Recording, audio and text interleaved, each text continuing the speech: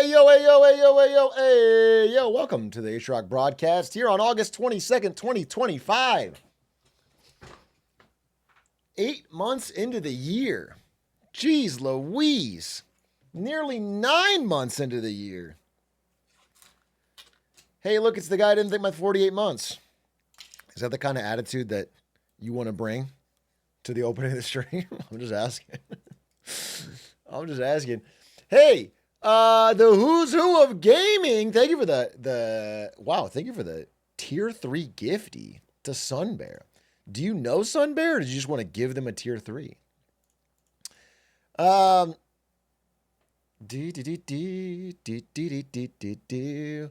Doc Fotto, thank you for the prime.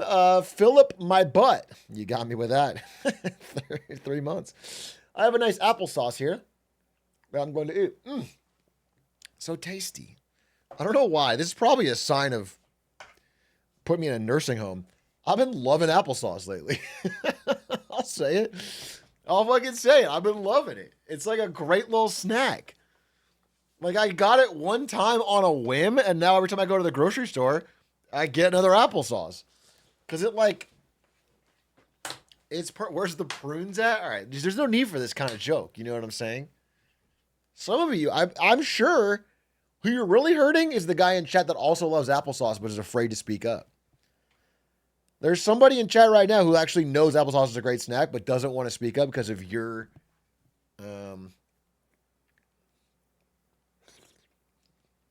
Damn, that's good.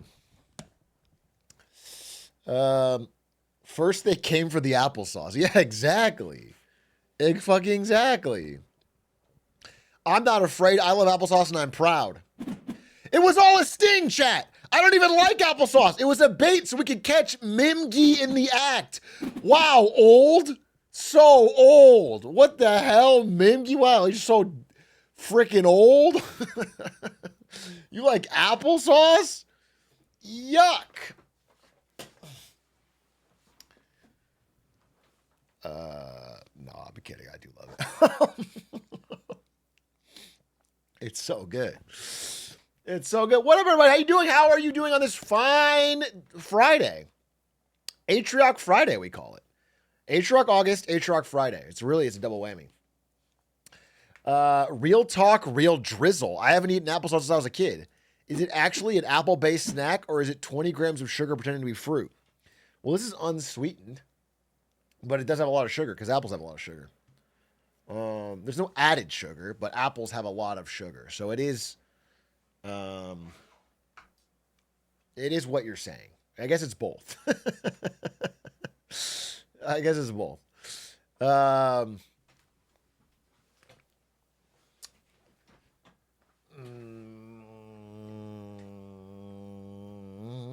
Is it just mashed apple? I assume there's other processes. There's other demonic ways they get it. Natural sugar is good for you. That's what Dole told me. Dole wouldn't lie. That's a core tenet of mine, a core philosophy, is that the Dole Corporation would not tell a lie. Because let me say one thing about Dole is they don't give a fuck. They don't give a fuck about profits. It doesn't even cross their mind. Do they make profits? Sure, it's a nice to have. But it's not, they care number one, first and foremost, about making sure you have fresh, delicious fruit to eat at all times. I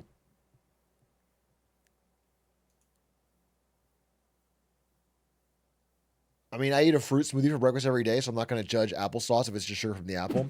Yeah, exactly. Exactly. It's just a good snack, dude. It's just like, you understand that, like, for me, the alternative is like Sour Patch Kids. You're worried about my sugar intake. It's an apple's worth of sugar, and I'm eating this as like a little snack between healthy. I had grilled salmon, broccoli, and rice. That was my dinner, okay? So I don't feel like I'm being unhealthy. And then my little snack is a cup of applesauce, and I gotta go watch Twitch chatters, probably who are halfway through a bag of Doritos, Cool Ranch, and they're telling me I can't fucking... They're telling me I can't eat my applesauce. You got fucking Totino's pizza rolls.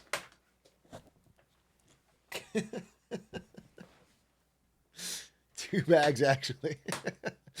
Literally housing a thing of Dots pretzels right now. I do love a good Dots pretzel. Van, thank you for the 17 months. Hey, Big A, please continue making excellent content. You're almost always the highlight of my evening. What do you mean almost? What the fuck do you mean almost? Just crashing out on a 20-month sub with a nice message. Ban that guy. What kind of fucking almost is not good? No, thank you, Quandrix. I appreciate that. That's very kind. You don't stream every day, so rewatch a VOD. It hits better the second time. Every one of my VODs and every one of my videos is layered. You're catching new things that you missed the first time. Okay? There's subtleties. I'd often say the first viewing of any Atrioc piece of content, you're only getting 10% of the nuance of the. It's a Russian nesting doll of subtext.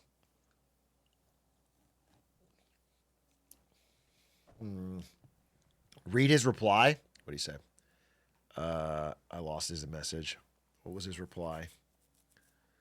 Please continue making excellent content. He said, I mean, sometimes I get laid.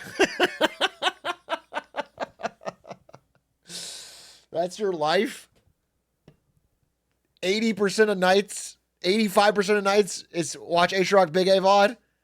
And the 15% you just get laid. That's incredible. You're living fucking dream. Good shit. Bold of you to assume it's 15%. Hey, listen, I want it to be positive.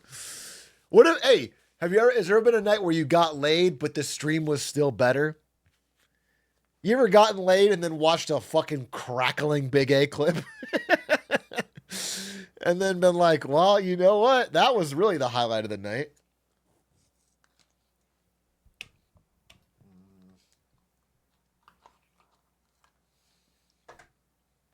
I mean, you know, a lot of people don't know that you need like aftercare after sex. You're not supposed to just like have sex and then peace out. You want to, and one great thing to do is you have sex, you put on a Big A clip.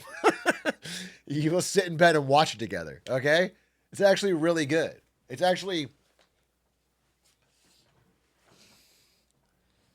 a post-sex marketing Monday is, yeah. The more applesauce he eats, the less there is for babies. Applesauce is not a finite commodity, which we cannot replenish or make more of. There's not just a big bowl of applesauce somewhere and I'm siphoning off of it to get mine. In fact, as demand increases, they will increase the supply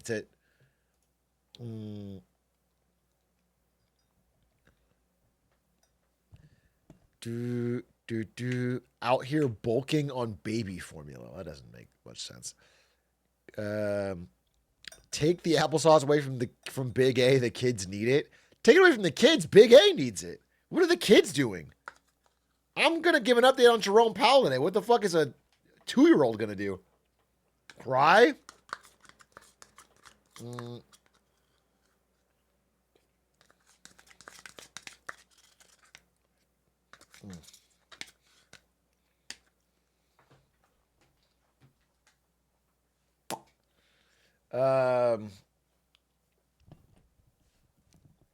Both are equally good at peak. I beat peak.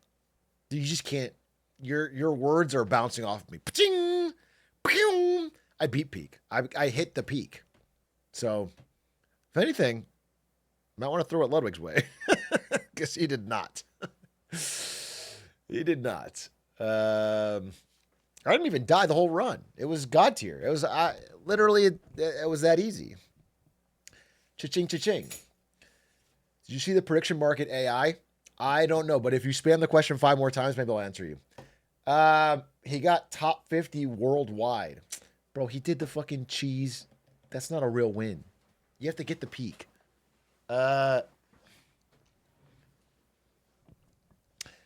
Listening to Trump today made me very embarrassed to be American. Were you embarrassed because you can't speak as well as him? Is that why? Like sometimes I'm listening to Trump, I think, wow, this guy's one of the most eloquent, articulate speakers I've ever heard. And I feel embarrassed that like I'm not at his level. Like I don't understand the depth of thought.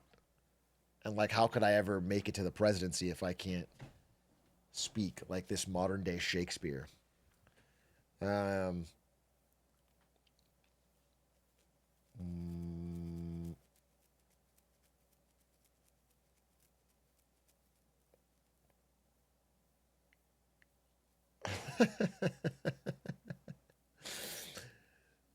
Have you seen the clip of Curry just dropping a three after the New Zealand team does a haka? No, but that does sound very funny. If you have it, I'll probably watch it. Dude, it's too hot in here. One second. It's actually too fucking hot in here. It's like insanely, swelteringly hot.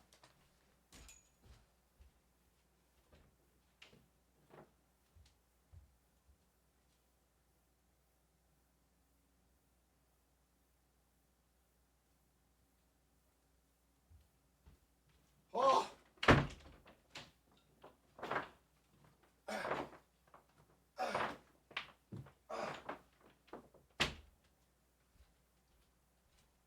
Okay, I hope that works.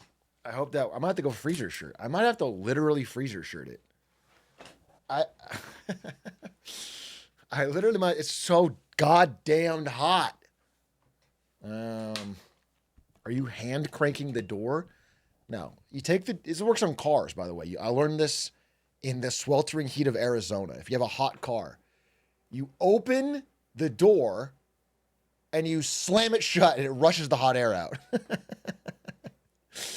you, and it helps to fucking. Um, yeah, you open the other door. You have to open both doors, but then you slam it. Um,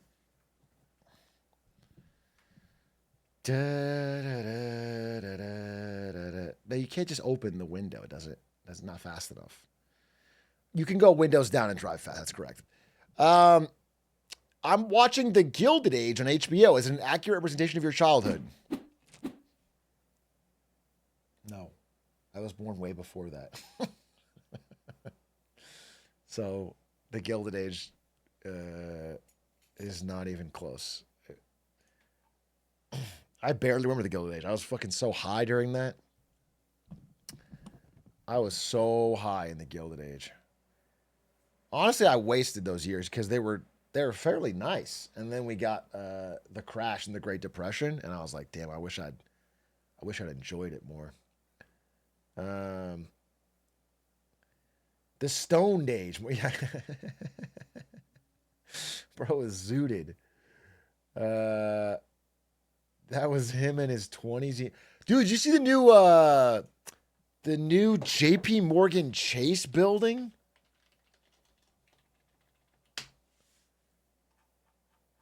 Let's see. 14,000 employees.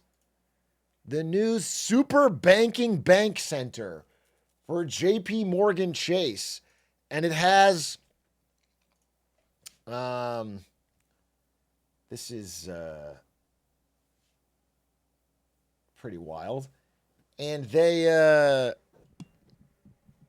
here, let me pull it up.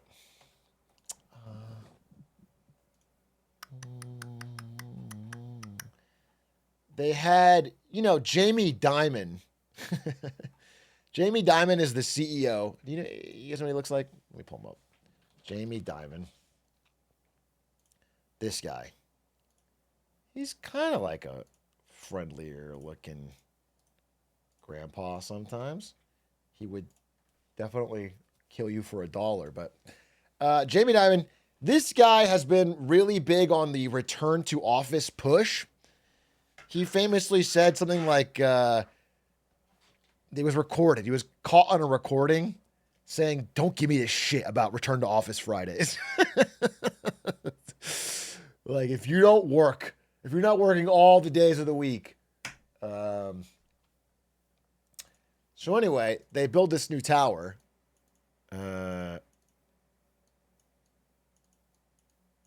Oh yeah, it was this. Here, I found it. It's the audio recording. Can we find it? Here. Dude, it just links me to more fucking articles about it. But give me the fucking actual link. Let me see if I can find it on YouTube.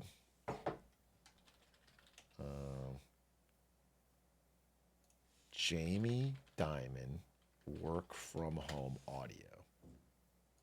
A lot of you were on the fucking Zoom and you were doing the following, okay? Looking at your mail, sending texts to each other about what an asshole the other person is. Okay, not paying attention, not reading your stuff, and if you don't think that slows down efficiency, creativity, creates rudeness and stuff, it does, okay? And when I found out that people are doing that, you don't do that in my goddamn meetings. You go to meet with me, you got my attention, you got my focus. I don't bring my goddamn phone. I'm not sending texts to people, okay? It simply doesn't work, and it doesn't work for creativity. It slows down decision-making. And don't give me the shit that work from home Friday works. I call a lot of people on Friday. They're not a goddamn person you get a hold of. But here are the problems, okay? And they are substantial, okay? Which is the young generation is being damaged by this. They may or may not be in your particular staff, but they are being left behind. They're being left behind socially, ideas, meeting people. In fact, my guess is most of you live in communities a hell of a lot less diverse than this room. Every area should be looking to be 10% more efficient. Anyway, he goes into it. Some of that has some truth. I'm not sure about his manner of speaking, but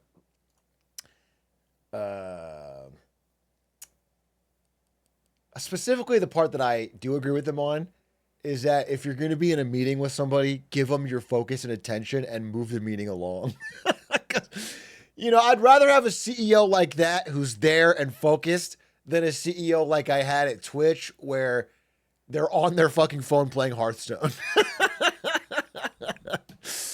That was frustrating. You feel disrespected trying to present in that meeting. But yeah, part of it is that he is paid quite well to be attentive and focused. And he can get regular breaks and vacations, and people under him don't have that same level of he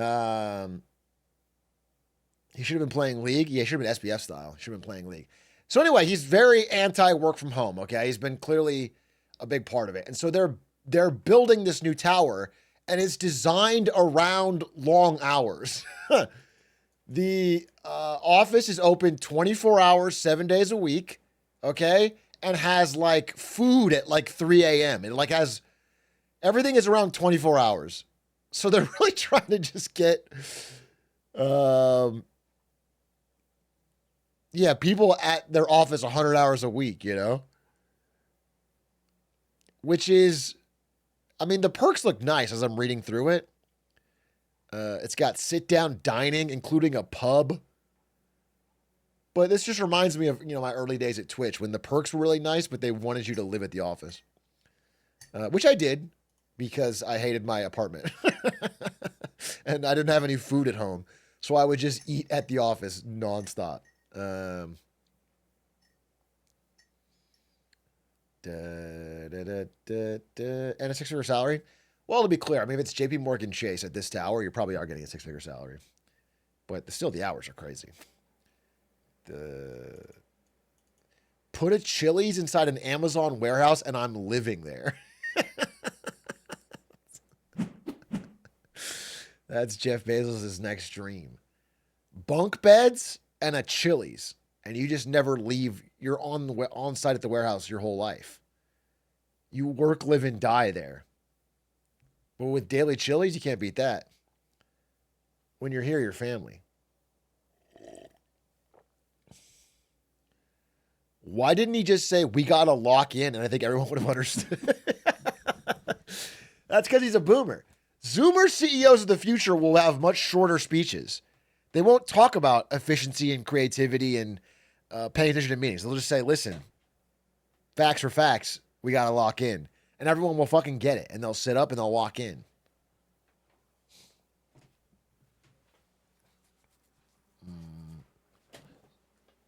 Chat. We need to lock in this quarter.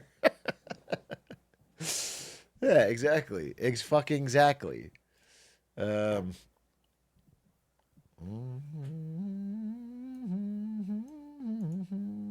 oh, here's the clip of And the Tall Blacks are no different. Curry. Let's see.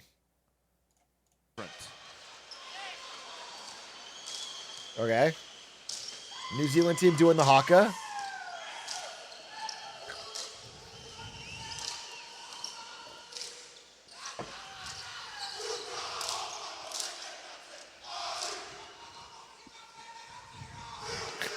Harden.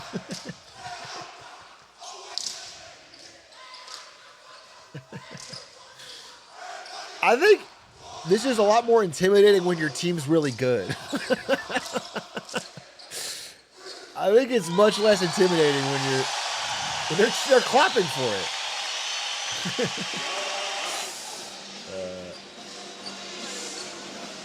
Well, welcome to Bilbao. Welcome to Bilbao. It's the 2014 FIBA Basketball World Cup Group C game between the United States and New Zealand. The Tall Blacks wearing the black. How much did I don't want to watch the whole game. How much did Curry drop this to your game? left and the United.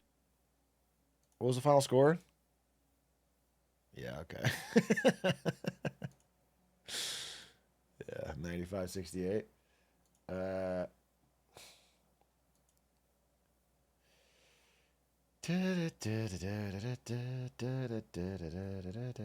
They can still come back. They can still win. Bernie can still win. Bernie plays a mean ball. They should have got him. Torin Mo. Thank you for the 4 months. Cham. Thank you for the 33. Their rugby team is amazing. I believe it. I mean, rugby's way bigger there. I totally believe that. But basketball, probably not so much.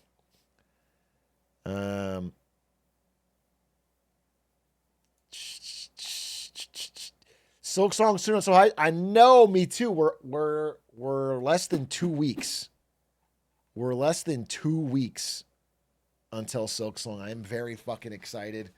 I got lots to finish before then because I'm really gonna lock in.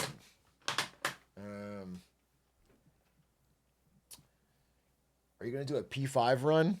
I don't think. I mean, if I did Absolute Radiance Radiant, I don't think P5 is gonna be that helpful.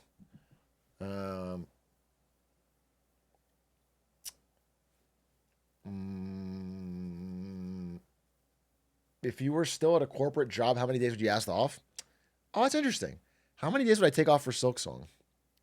I don't know. Probably just 1 or 2, and then I would go through the weekend because it drops on a Thursday, and then I would probably play it after work. Are you gonna stream first day? Yeah, I'm gonna stream first day. I'm gonna stream right as it comes out.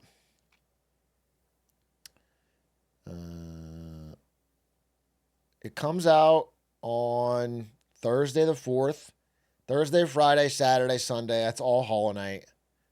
Maybe Monday we'll do a little bit of news and then Hollow Knight, and then I'll just keep going back. Are there any aspects of your old job that you miss? Yeah, there's things I miss. NVIDIA work-life balance was very feast or famine. So like around a launch, it would be just miserable for a few months. Just really stressful. And then outside of that, it was like incredible. It was like really good. And they obviously paid very well. I don't know. I think the coolest part of a job like that was working with other serious people in a serious environment and talking about serious things.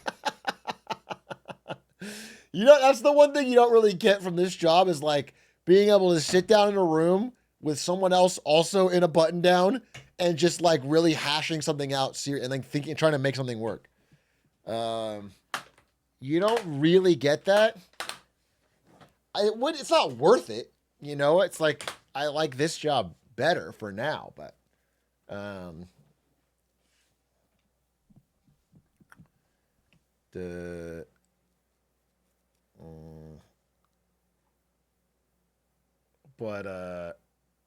but it was cool. That was like one thing about it.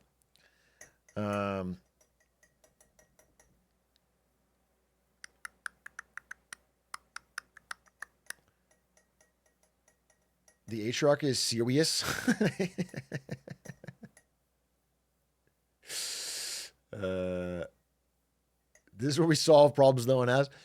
Been thinking of quitting my current job to go travel the world. How cooked am I coming back in 2 years? I mean, you have money for that? You got just the bag to go travel the world for 2 years?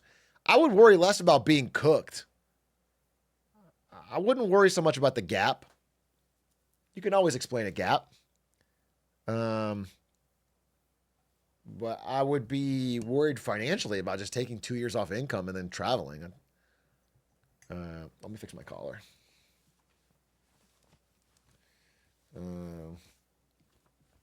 World will probably... Dude, even Raz's Doomer... Guy plays nothing but great indie games all day and thinks the world will be over in 2 years. How is anyone else going to have any hope, Raz? How can you be so doomer? Silksong's coming out in 2 weeks and you're doomer?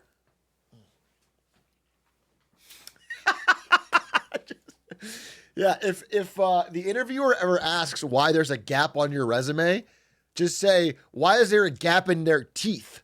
And then punch them right in the mouth.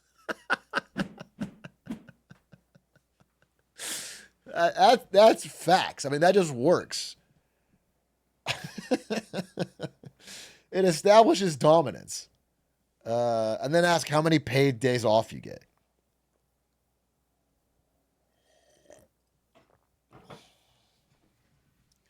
Imagine the nuke drops the day before Silksong. World War III nuclear war starts September 3rd. I'd be outrunning my laptop. I'd be outrunning the shockwave with my laptop to keep playing.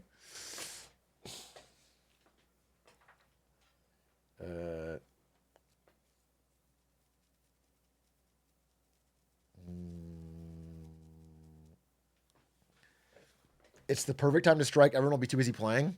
I mean, this is not even that controversial of a take. I've made it before. But I think there's a huge cohort of people who really enjoyed being a Silksong fan when it was about a game that would never come out. And there's actually a significantly smaller group of people that actually are going to play and enjoy the game. I think there's legitimately some fan artists that are sad that the game is releasing because now the fun part is over for them. The part where they're like, oh, Silksong's never coming out. I'm just a clown. Ha ha ha. And then make fan art about it. Like, I actually think they don't care about playing the game, but they really enjoyed the aesthetic of being a Silksong fan.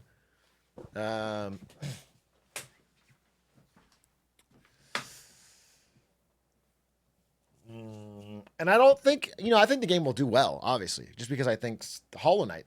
But, like, we're overstating the size. Like, Hollow Knight sold 15 million copies, which is incredible. But it took years to do that, and Peak sold more than that in 2 days. Like, it's a big indie game. It's a great indie game, but it's not going to be top of Steam or whatever. It's not going to be maybe day one, but like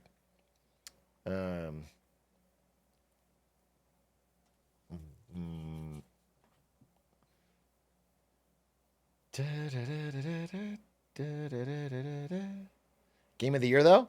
Real shot. It has a real shot. I think this is my opinion based on seeing a lot of games awards. I think Jesus Christ himself could come back and make the greatest 2D Metroidvania of all time. It like literally changes your life, heals your immortal soul, and it would not beat Expedition 33 this year. I think it's already signed, sealed, and delivered. I think that game hits... It's not only actually good, but it also hits everything that the award show wants to reward. It's very Jeff pilled. It's award bait. It just hits the exact... in a way that a 2D platformer is not going to do.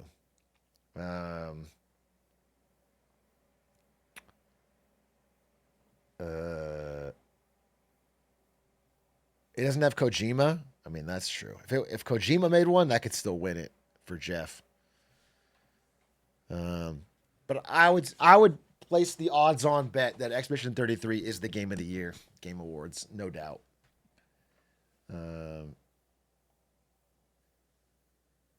We all know Donkey Suck will win. No, Donkey Kong's not going to win. I think Donkey Kong's already kind of like whatever.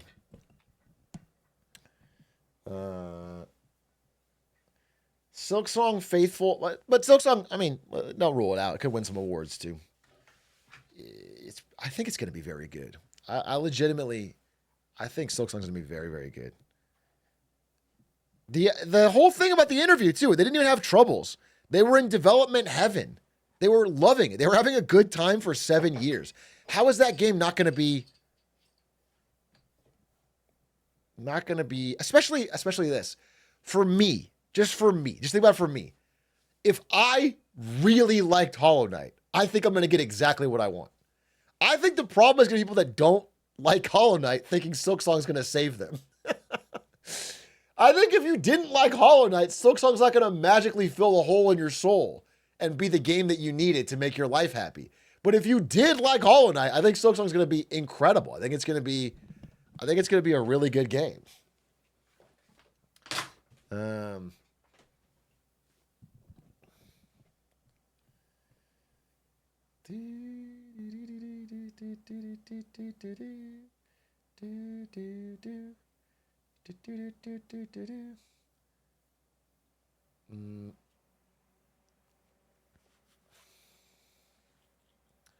Can't wait to see you playing it. I'm very excited to play. I think it'll be really fun to play. I think it'll be really, really fun to play. I do want to talk about Jerome Powell today, but maybe in just a second. I'm not huge on platformers, but the hype's made me want to play Hollow Knight, hoping it goes on sale this week. Yeah, give it a try. See what you think. But only thing I'll say about Hollow Knight is you really have to... It's like when someone recommends you a fucking bad TV show. No, you have to, wait, bro, it gets good season 2, episode 9. All right, just get through 40 episodes, and then... But to be truly honest, Hollow Knight, you have to give it a while. You have to get to... I think it's the what are they called? The Sisters of Battle? Mantis Lords. You have to at least beat the Mantis Lords. After Mantis Lords, I was like, oh, I get it. I get why this game is... Like, I literally was about to quit. I talked so much shit on the game. I was quite rude to it, actually. I was making up all these jokes about how you need the fucking... rock boots to jump on a boulder, and you need the fucking smell boots to get past the fucking scent and whatever. I was like, you need all these, you need spike boots, and you need... I was just making fun of Metroidvanias in general, because I don't really like them. I'll say it. I don't really like them. The concept of this big fucking map that I get lost in, I have to backtrack over and over to get... I don't like it in general. The reason I like Hollow Knight is because... it's so good that it overcomes that. It's so polished. There's so much heart in all the enemies. The design is so cool. The music is so good. The aesthetic is so good. The vibe is really cool. Yeah, it's just, that's why I like it. It literally won me over through sheer craftsmanship. Plus, it just feels really good to control. Your character is very snappy. You can use your sword to bounce off things. Everything's good. I don't know. It's just, if there was like a tiny turnaround animation, which like was slow, the game would suck. The game would suck, but there's not. Everything's snappy. It's crisp. So I don't know. That's how I would describe why I think the game is so good and why I'm excited for it. I never played it. It always seemed like a game for sad nerds. Okay. What's your game of choice, Agent 42? What is the game for cool people?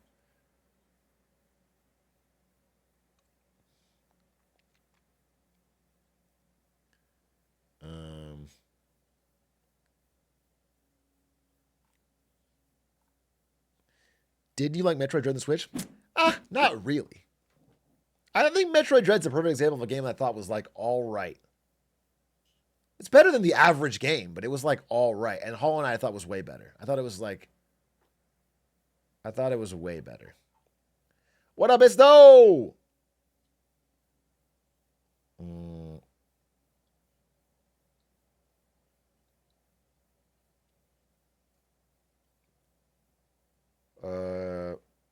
What are some games you consider S tier? S tier games all time?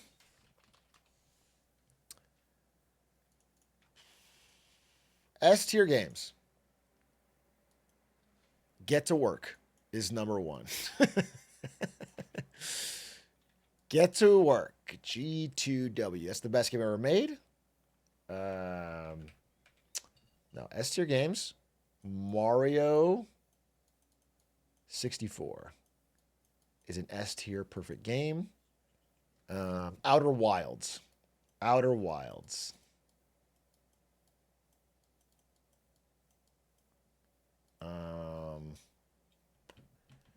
Yeah, I'd say Elden Ring. Elden Ring.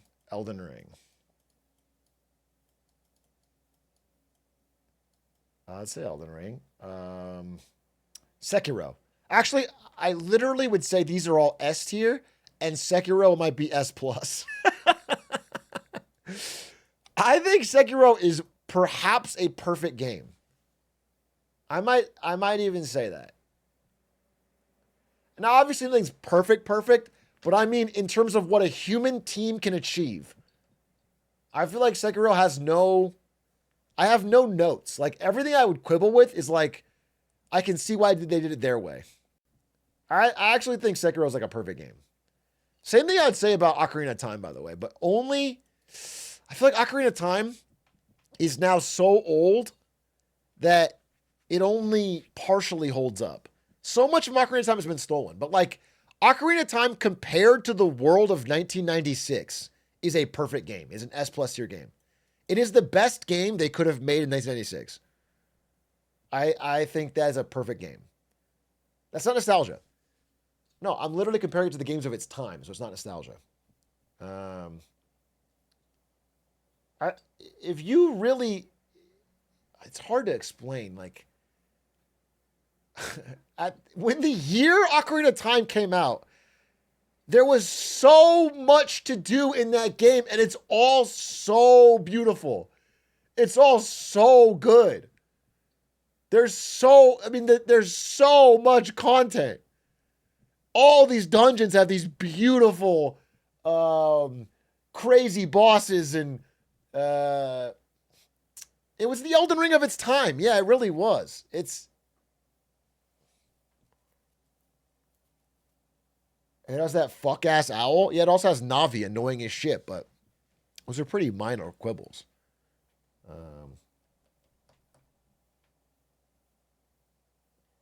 Glazing a 7 out of 10 at best is crazy. That's rage bait. I'm not even going to fall for that.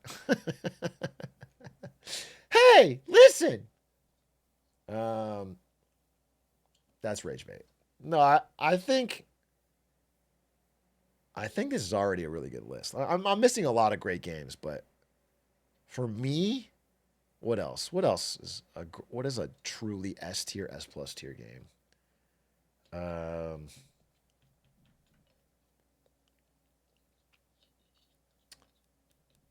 Last of Us, Half-Life 2. Dude, I low-key think Half-Life 2 is overrated. I'll say it. I liked it, but I feel like Half-Life 2's engine was better than the game. I think Half-Life 2 is an overrated. As a game, as a first-person shooter, it's kind of like... Blueprints? No, I mean, this is a list of all games in existence on an all-time eternal tier list. Blueprints is an A. Blueprints is a very good game. I think an A is like incredible. It's like but if we're doing this should be like a very short list, really. This should be the GOATs, the God Kings. Ooh, I will say, I think Hades is an S tier game. I think Hades is such a good game, bro. I think Hades is such a good game. I would say Portal is on here. I would say Portal is on here. Portal 1 and 2, which is crazy. They're both this good. Yeah.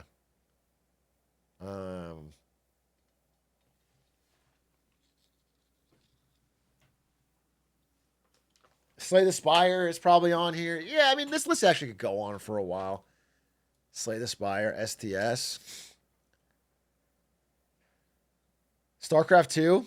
I actually think StarCraft 2 is StarCraft 2 is an incredible game, and I've probably put more hours into it than a lot of these games. And a huge part of my life. But StarCraft 2's campaign really does kind of suck butt. Like, I had fun with it, but low key, it's like, it's so much worse than it could be. Like, the story's not good. It's like worse than the original campaigns. Halo 2 is Halo 2 is an S tier game. But does it hold up? I guess by OOT standards, it's an S tier game.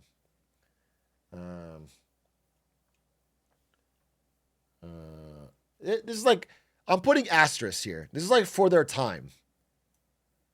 Like, you have to give it credit because it's that good. But some of these are time. Like Outer Wilds. How many years has it been since it came out? I think Outer Wilds is S tier game today versus all competition of today. By the way, I think Mario 64 holds up. I think Mario 64 is still S tier platforming game today. I think it holds up in a way that OOT and Halo 2 don't. I think Mario 64 is like no one else is making it like that. Maybe Astrobot, I haven't played it, but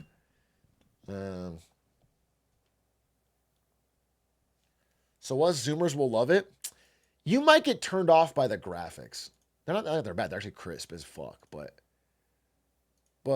I think a Zoomer could play Mario 64 today and have a great time. It's actually just a fucking fun game.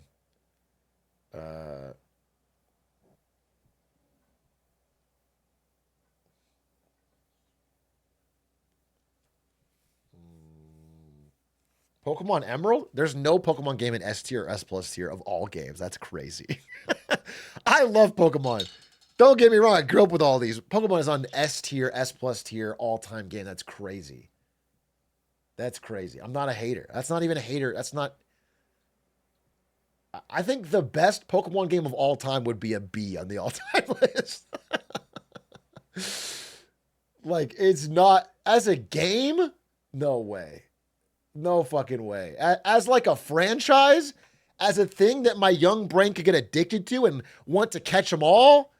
As a way to self-diagnose your autism? Pokemon is S tier at all of these things. But as a game, it is not RE4?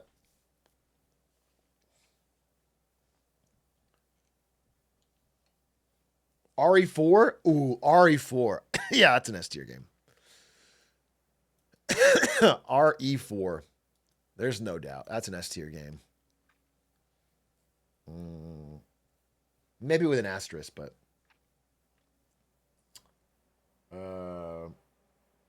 Baldur's Gate 3? Yeah, BG3.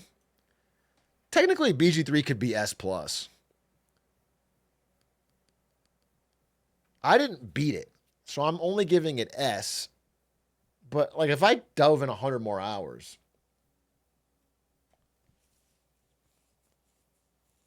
They gave everybody everything they wanted. They gave so much. They gave and gave and gave. Like I think S plus is like, what I'm saying with S plus is like, this is the realistic limit you could ever ask from a dev studio. Like, they gave you everything. You could not ask for more. That is it. That is the top of the top. And I think BG3 probably hits that.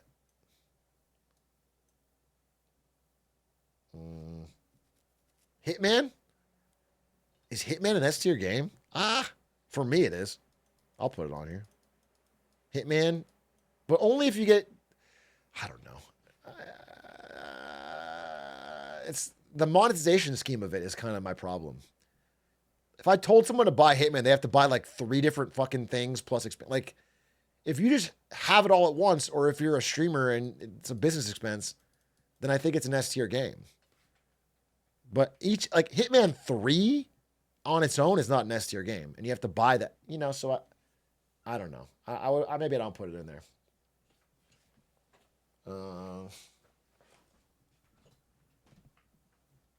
Red Dead is kind of getting snubbed on my list because I haven't played it.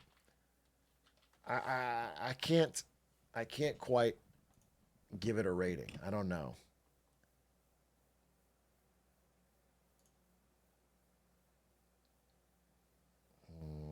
GTA? Probably GTA 5 is here.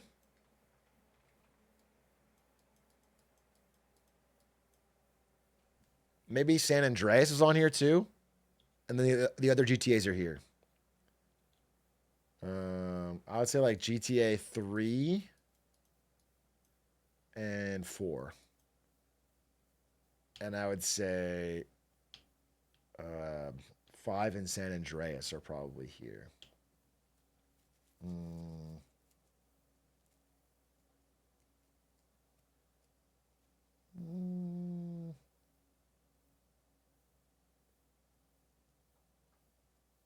Minecraft? Depends on if you count. Dude, the problem with games like Minecraft and Roblox and Fortnite is like, what do we... I don't know. These games as platforms kind of break my whole scheme. They're like these living, updating, years-long games. It's not...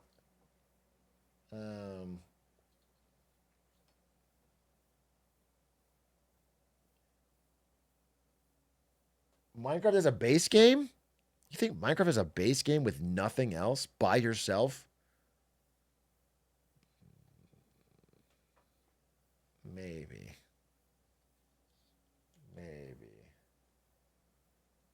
I don't think they gave you enough. I think all the fun you're thinking about comes from being young and playing with friends. I don't think you're thinking... I don't know. I mean, there's something special about it, but...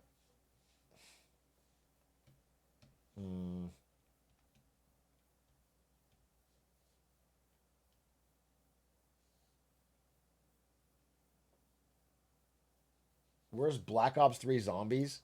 I mean, this is getting broken. Where the fuck is Hollow Knight? I think I put it on there, didn't I? I would put Hollow Knight on there. I would put Hollow Knight. Hollow Knight. And I would put...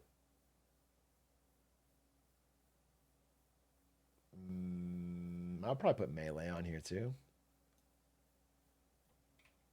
Melee. Skyrim? No, I wouldn't put Skyrim on this list. I put Skyrim at A.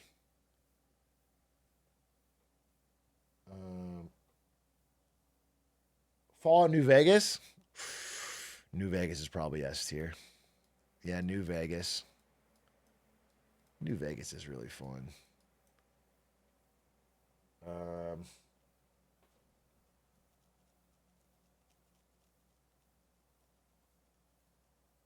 I don't have Terraria hours to know that. And also, low key, I have Mario 64 here. This is like kind of my boomer take here. But you could put Odyssey here too. Odyssey is a really good game. Like, just because I'm more jaded when I played it, it is a really good game. It's like...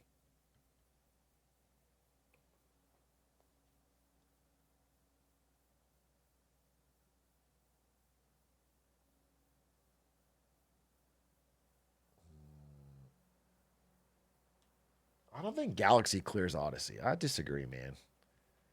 I don't know. I can't tell if it's my bias or yours when it comes to Galaxy. Maybe it's both. I feel like Zoomers overrate Galaxy, bro. I think it just hit. But maybe I'm doing that for 64, so.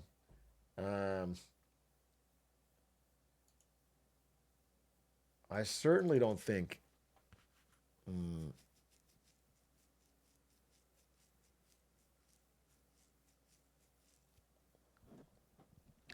I feel the way about Sunshine. I think Galaxy's better than Sunshine. I think if I were to rate Mario's, it would be 64 Odyssey is kind of a tie. I lean towards 64, but I could see it being Odyssey. And then the next tier is probably Galaxy 2. And then the next tier is Galaxy 1. The next tier is Sunshine. That's probably what I would say is the Mario. Yeah, I'm doing 3D only.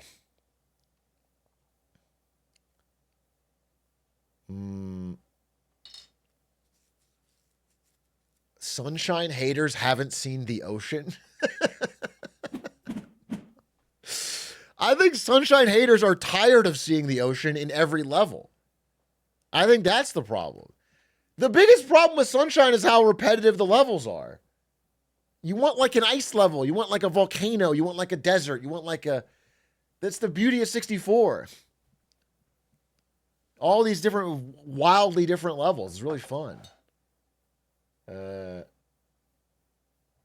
is a volcano. I understand there's a volcano, but it's like very brief and it's right at the end. It's not really like a level you can explore. And also, everyone kind of low-key hates water levels, and you gave us a game with all of the water levels.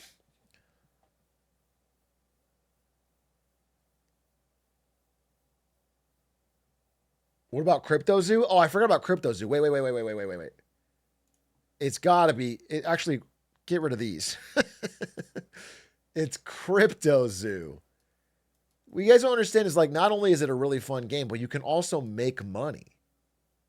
It's really S+++.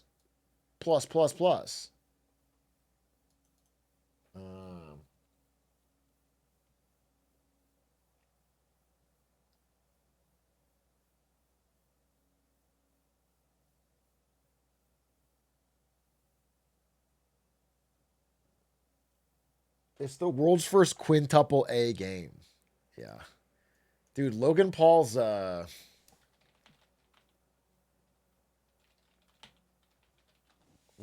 lawyer was on LinkedIn. I guess he got off scot-free on the Crypto Zoo lawsuit. The hardest part about being a lawyer is witnessing firsthand how an investigation or lawsuit impacts a client. It can devastate them, leading them to question everything. As their lawyer, you're tasked with steadying the ship. You're the confidant, the voice of reason, guiding them out of darkness and assuring them brighter days lie ahead. It's not easy, but when your client is vindicated, there's no better feeling.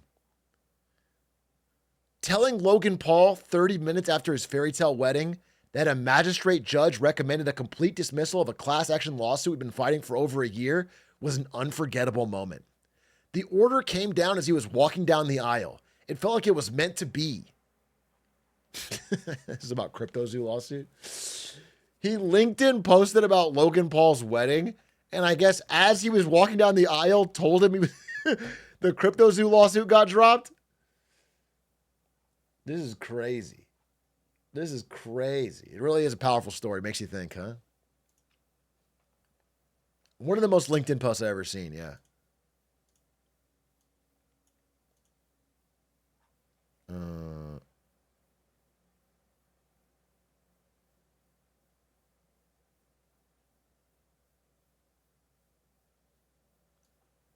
No wonder CoffeeZilla's talking more about Epstein than crypto. I'd be pissed too.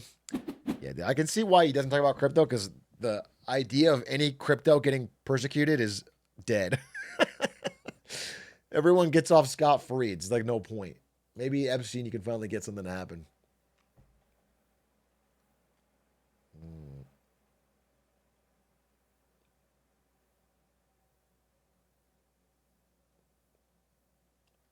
The new NYT game is right up your alley. What's the new NYT games? They made a new one? What's it called? Tiles?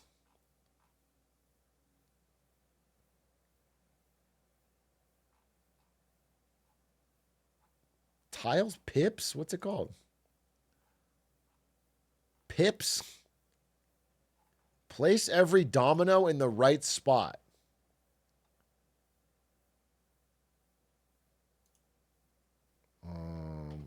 I skipped the tutorial. I skipped the tutorial. Well, now I don't know what the fuck I'm doing. Oh, here we go. Okay. Rotate the dominoes. Color regions have conditions attached to their bottom right that must be fulfilled. They have to be the same number. They have to sum to something. Okay. I'll figure it out, right? So these have to equal, is what you're telling me? And this is the sum to 5. Okay. Wait. Oh, that's got to be 5. Oh, I see. Okay. So like this, that's 5. And then this, and this is the sum to 6. So I need a 2 and a 1. Well, that's not possible. So I've already fucked up. Curse this damn game. Okay, wait. I'm going to solve this, but I'm never playing it again. I'm going to solve this for the fucking heart of it, but then I'm never playing it again. Okay. So this has got a sum to 3. And this is 1 domino? Why can't I move you? Okay. I guess I can go vertical with it. None of these sum to 3. So it has to be, I guess, a 2 and a 1, or a 3 and a 0. There's no 2s. If there's no 2s, then it needs to be a 3 and a 0. So it's got to be like this. Okay? Done. Easy clap. Easy fucking clap. Then I need a 5.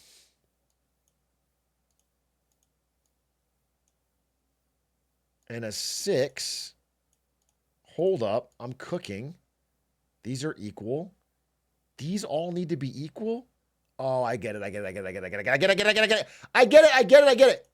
fucking get it. I fucking get it. I solved it. I solved it. Don't you worry about that. I solved it. Boom! Okay. Yeah, it's kind of fun, but let's see. What else? Wait. I want to talk about Jerome Powell. I'm kind of delaying, but I do. Let's see if I can do the mini. NYT the mini.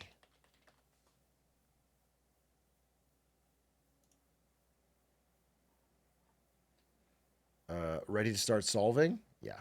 Okay. Wait, how do you? Yeah, okay. Play. Hairstyle made popular by the Beatles. Isn't it like Mop Top or something? Mop Top. Doing amazingly in slang. I don't know. Director's words at the end of a take. That's a rap cut? I don't know. 'Tis the season. Serious wrongdoing. I don't know. Camera attachment. Lens. Spice in a pumpkin spice latte. Pumpkin. Wait, what? Come down to earth. Land. Okay. Tournament favorite. I don't know. Odds on. Hamilton Bills. 100s. No, 10s. 10s. That's Franklin. Serious wrongdoing. I don't know. Letters after JK. JK. LOL. NYC commuting org. This is like the I don't know, give one letter, like MTA maybe? MTA? Is this fall, maybe? Serious wrongdoing. Longing for, pining. Behavioral quirk, tick. Opposite of thanks in texting. Opposite of thanks in texting. Pulls. Teen who exclusively listens to music of the 70s say. A teen who only listens to music from the 70s says what? I don't know. Minions! Doing amazing. It's lit? No, I don't know. Oh, and scene. Okay. And scene. What is this? Doing amazingly in slang? I don't know. Camera attachment. I don't know. Serious wrongdoing. Sin. Tournament favorite. Tournament favorite. One seed. One seed. Okay. What the fuck? I don't think this is MTA. Nutmeg. Nutmeg.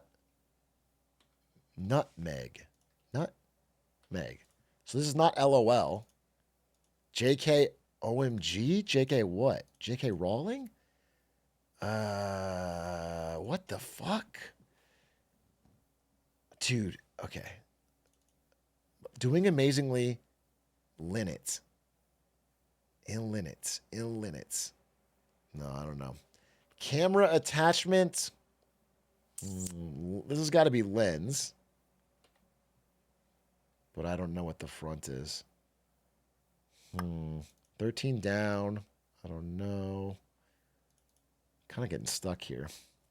All right, if I get this one, get 7 down. 7 down is a eponym of the New York City deli featured in When Harry Met. What the fuck? I haven't seen When Harry Met Sally. I don't know. Who the fuck knows? What a deep cut reference. Oh, I don't know When Harry Met Sally. What an old reference. Okay. No. How? Okay.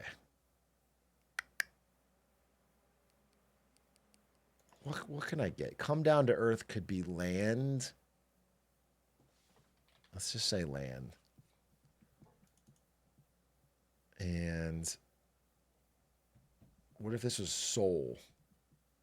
And this is old soul. Old soul! Yeah! He's an old soul. Okay. This is a zoom lens. Okay. And this is killing it. All right, we got there. What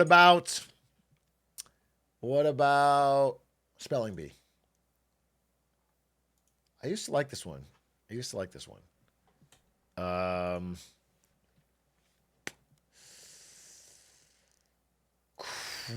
Crimino.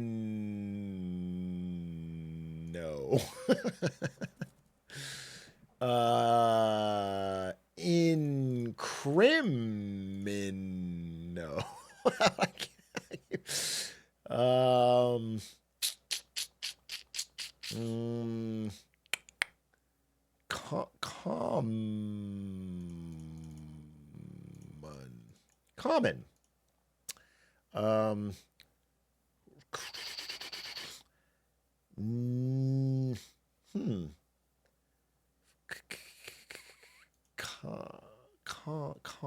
Common.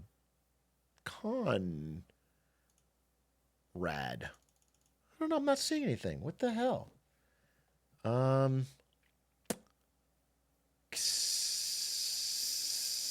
Cinema. Sino.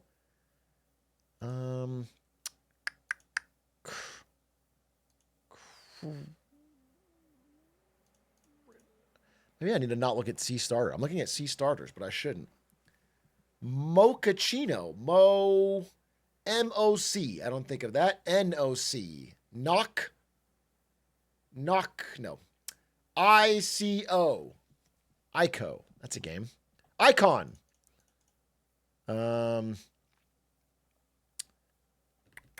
Coniferous. Confirm. Pangram. Boom. I walked out. Easy. Okay. View all games. What about connections? I'll try connections, and then I'm done with the games. Connections. 4 groups of 4. Let's see what we got here. Las Vegas, Strip, Amy, Adams, Tom Cruise, Washington, Private Ryan, Christoph Waltz, John Malkovich, Stud, Jeffrey Rush, Ford, Omaha, Grant, Draw, Chevy Chase. This is weird. They're all movies and actors, so it's kind of more difficult. They're all somewhat connected. I guess Saving Private Ryan, Leaving Las Vegas, Chasing Amy, Omaha Beach, Stud, Omaha. These are card games. Strip Poker, Stud Poker, Omaha Poker, maybe Draw Poker. Easy fucking clap. Okay. That narrows it down. Jeffrey Rush.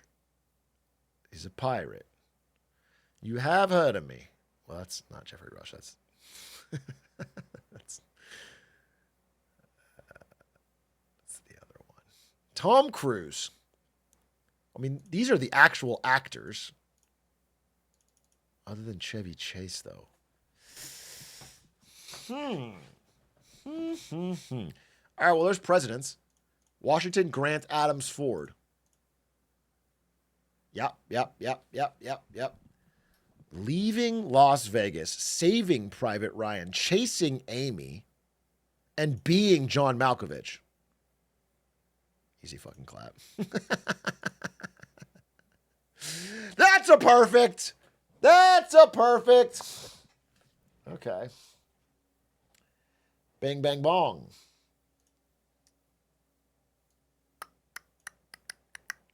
One more. I forgot one of my favorite ones. If you don't know, this is one of the most fun games. If you like movies. Framed! Oh, but I'm worried I don't recognize it. Oh, wait a minute. I think I have seen this movie. What is this movie? Oh, what is this movie? Is it Rushmore? No, it's Aubrey Plaza would be too young. What is this movie? I've seen this movie. Give me one more. Adam Sandler. It's funny people. Funny people.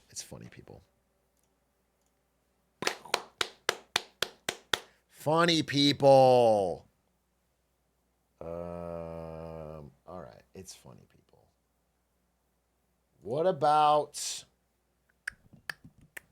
funny people, by the way? I can't remember if I hated the first third or the last third. I think it was the last third. I think Funny People was like a great movie that was like 40 minutes too long, and it got way worse. Time Guessr? Okay, quick time guesser. And then, seriously, Jerome Powell.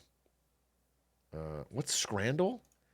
I've only heard people talk about Scrandal in reference to Northern Lion, but I've never actually seen it.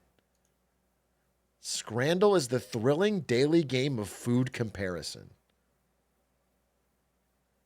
Each item... you're not seeing what I'm seeing. Each item has a percentage rating as decided by social media polls. Click which food item you think has received the higher rating. Think about everything you see. The price, the country, the quality, and any included. Let's scran.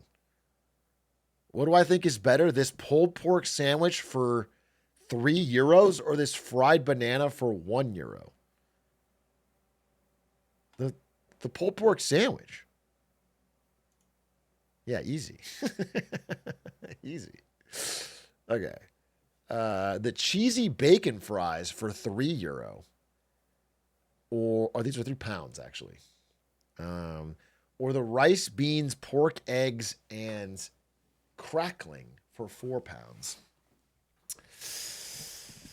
I think, I don't know, man. I mean, this is a full meal.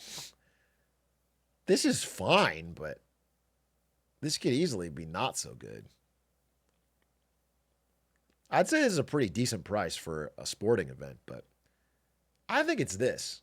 Oh, I'm wrong. Wow, this is slop. I'm mad now.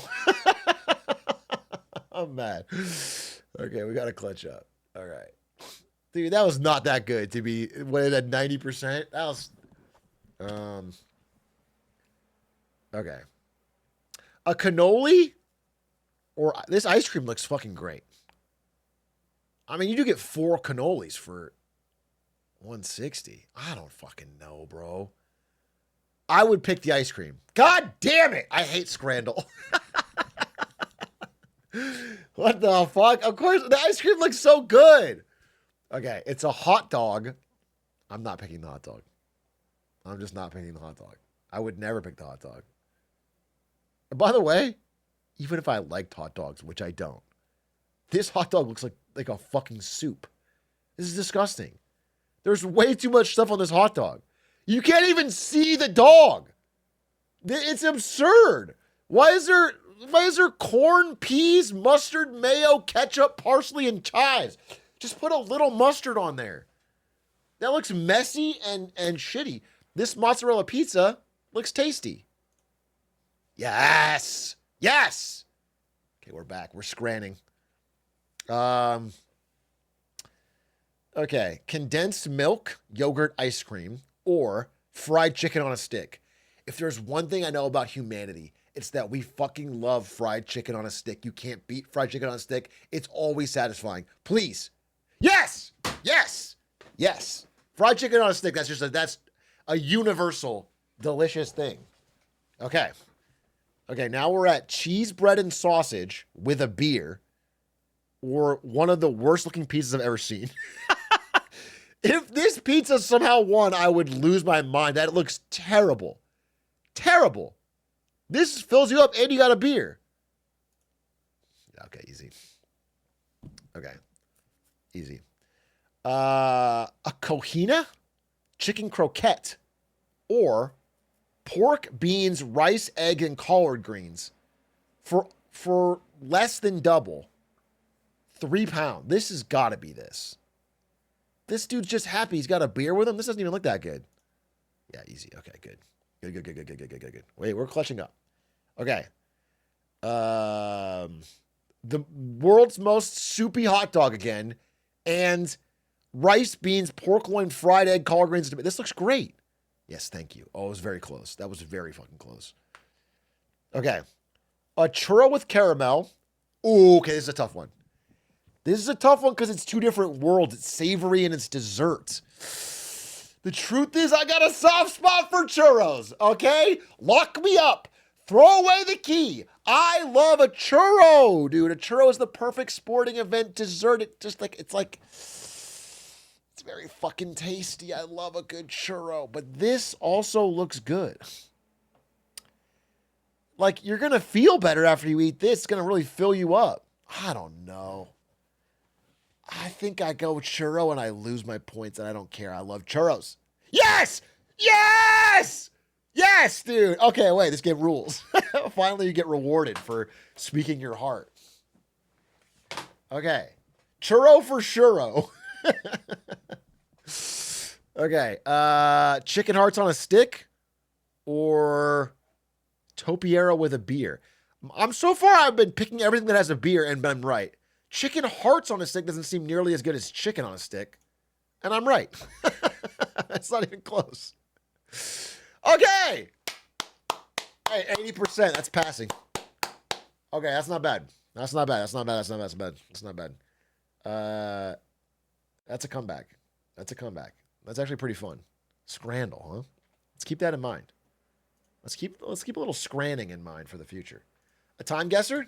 Okay, but I play time guesser from the heart. I don't sit there and try to get all the fucking details.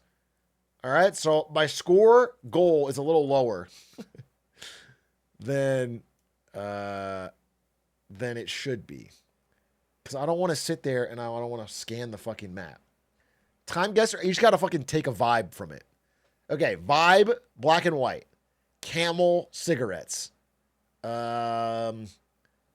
Maybe we're looking New York. I'm trying to think if this is European or I mean, I'm getting New York City. Okay, New York. So I'm getting New York in the 40s, 50s. This is New York in the 40s, 50s. Let's say 50s. Let's just click New York and let's do like 55. 40s. Okay. All right, not bad. Location very good. 40s. Trust the gut. Okay. All right. Okay. Africa, but where? It is an election. It's an election in Africa. Champions of Magadi.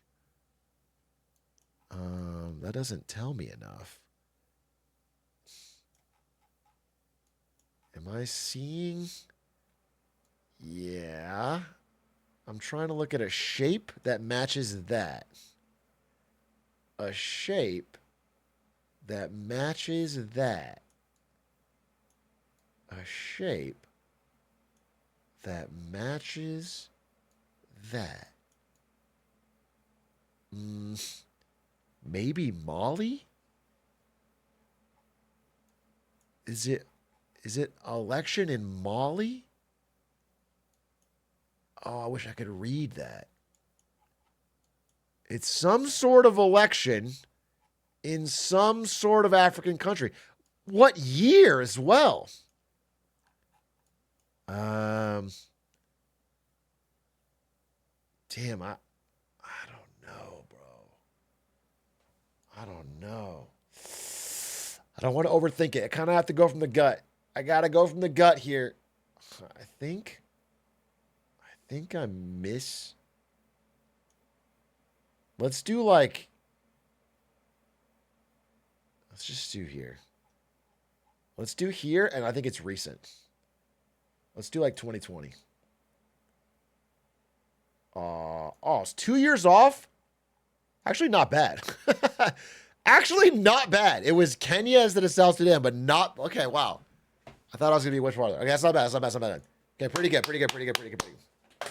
Okay, next, we got black and white photo, Amsterdam and Harlem, 10 cent per week, Conrad Cade.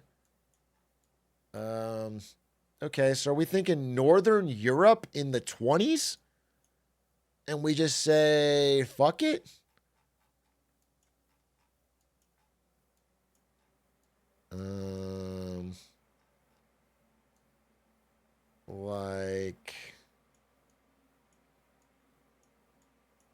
Like over here.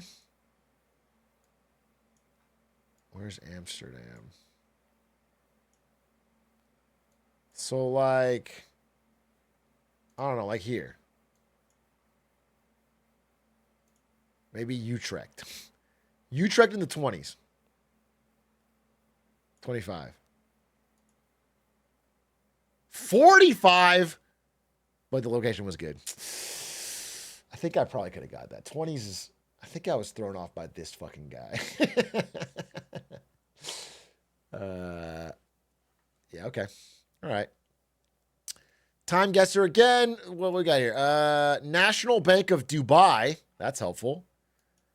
Okay. Dubai in what year? Tough to say. I see a VW bus. Let's say 70s. Let's say Dubai in the 70s. Where's Dubai?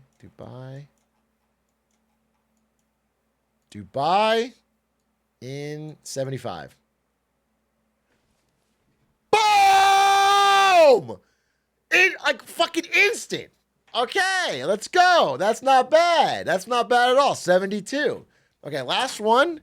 If we break 30K, that's my goal on a speed round, all I have to do is not flub this completely. This looks like St. Petersburg, right?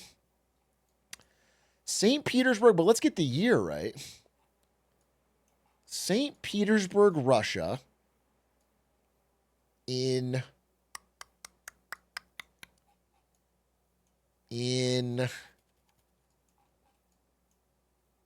dude, I kind of want to say the 80s, but it's probably more realistically the 60s. Is there anything that would give me a clue as to the time? St. Petersburg, Russia.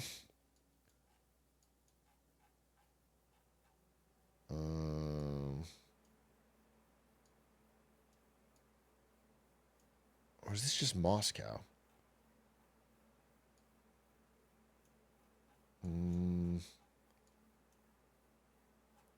Do I just go for Moscow and tap it in?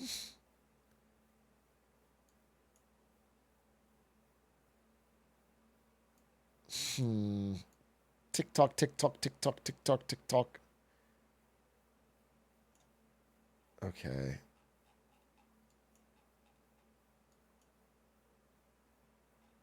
I'm gonna drop it right in the heart of Moscow, and I'm gonna do 65. 67 in the red square. 97-97. Holy.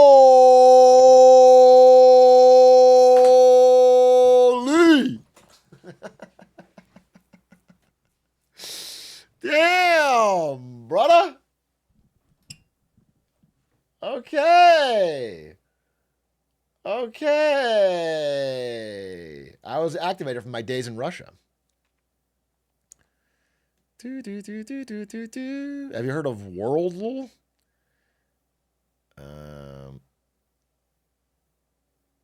Well, that was fun. You know which one sucks is Wordle. Wordle kicked everything off, and it's like trash.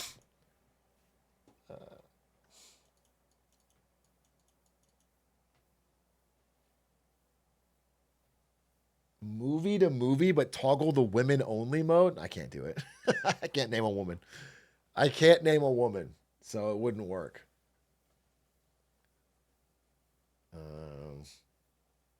Even now, I can't think of a single one. Unless Hillary Clinton's in every movie, then I could probably do it. Movie to movie. Movie to movie. Movie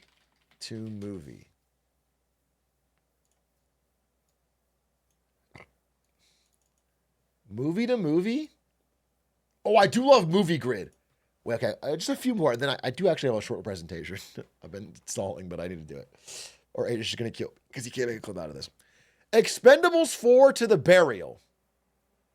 Okay. But I can think this through and do it in my head. Jamie Foxx is in Collateral with Tom Cruise. Tom Cruise is certainly in a movie with one of these people in Expendables 4. Done. It should be 2 clicks. It should be 2 clicks.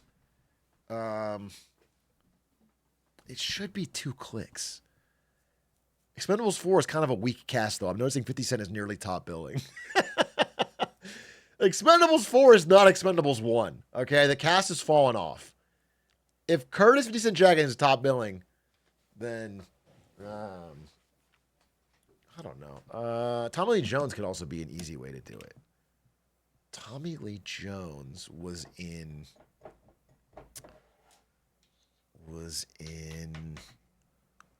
how do these movies? These guys are such action stars. They're only in action movies. It's got to be an ensemble. Like maybe Oh, maybe it's like Helen Mirren in Fast and the Furious. I'm just going to go for it. Fuck it. Okay. Oh, it's the other way around anyway. Oh, no, you can reverse it. So I just need to get to the burial. One of these people. I could probably do this in 2, bro. I swear to COD. There's got to be a way to do this in 2.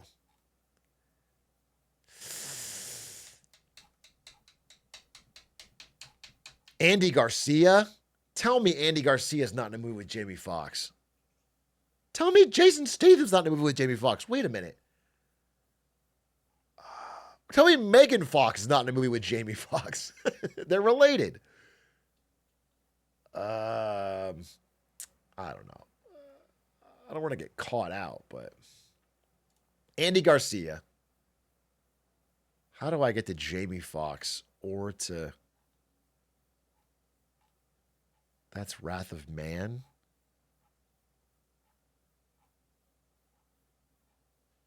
Oh, you know what I can do? I can do Andy Garcia to Ocean's 13.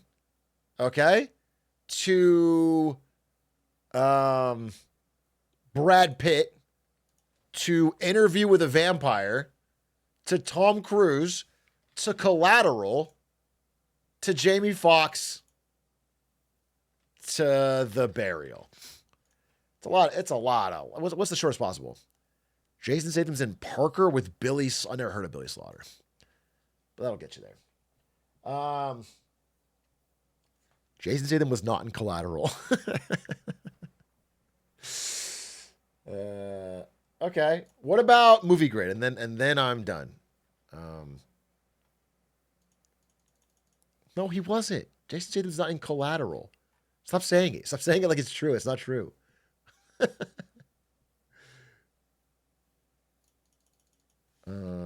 Movie Grid. Collateral, Jason Statham.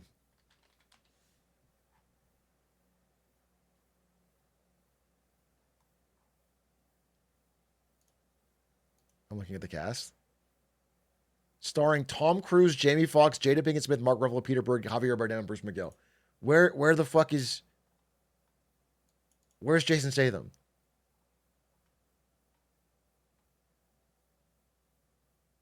Scroll to cast. Wait, what? Jason Statham as Airport Man? Did you add this? As Airport Man? Did you add this? I've seen this movie like 5 times. No way. Let me see. YouTube. No fucking way. Airport Man? What character is that? Jason Statham, Collateral.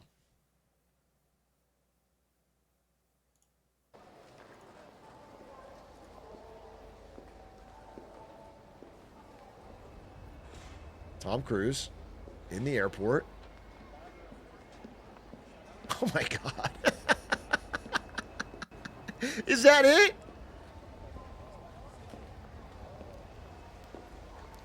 How do you not remember Airport Man? You okay? I'm fine, mate. Don't worry about it. You alright? Enjoy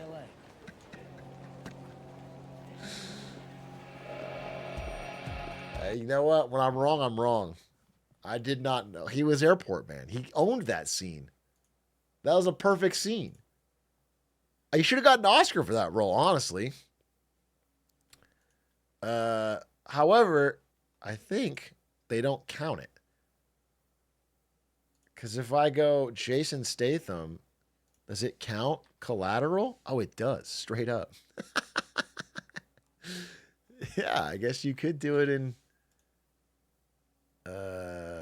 2. Wow, that's incredible. Best supporting actor. All right, well, I admit it. That's a deep cut. How the fuck do you guys know Jason Statham was Airport Man? That's mind blowing. How the fuck did you guys know that? Off the top of your head, someone else must have done that. Did fucking Northern Line play us today or something? How the fuck did you know? It's not common knowledge. Did NL talk about this? How did... There is no fucking way you guys just knew off the top of your head. Oh yeah, Collateral, 2004.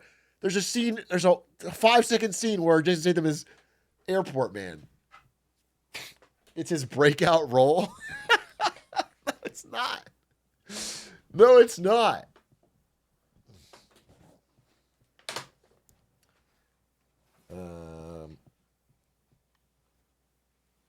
Wisdom of crowds? Yeah, I guess so. All right, moviegrid.io. Give me the grid, bro. Ooh, this is gonna be a fucking toughie. This is gonna be a fucking toughie.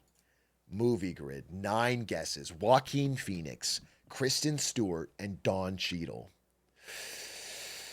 This one's easy. Joker.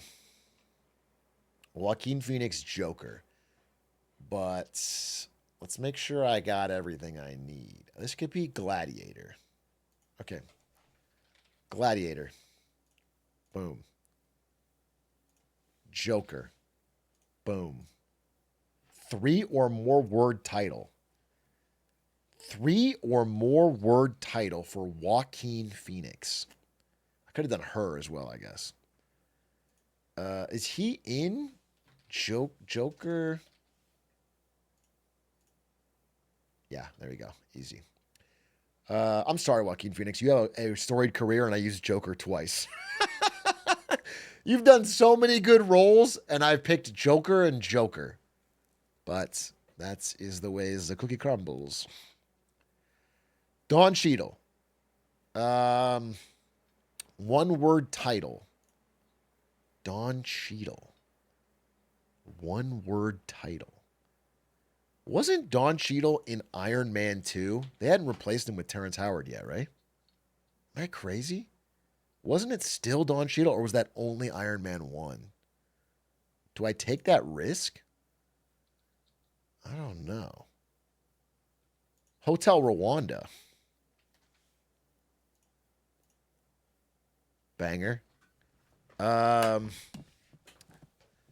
think I can Twilight all of these. I think I can Twilight Saga Breaking Dawn Part 2 and Twilight Eclipse. Okay. We're so close. I need a Don Cheadle 3 or more word title movie. And a 1 word title movie. Don Cheadle 1 word title. He's in Ocean's 11, but that's too many. He's not in. Is he in Snatch? Is he in? Oh, who up Don and they Cheadle? You know, I think Iron Man 2. I'm trying to think. Iron Man 2. When did they have that big blow up on his contract? I'm gonna say fuck it. No, it's so risky. Ah, yes! Yes! Yes! Fucking yes, dude. All right, 1 more and I actually clutched today. Oh, but 1 word Don Cheadle movie? Ignore the. Is he in The Banker? I think that's just racist. I think it is literally 2 entirely different black actors.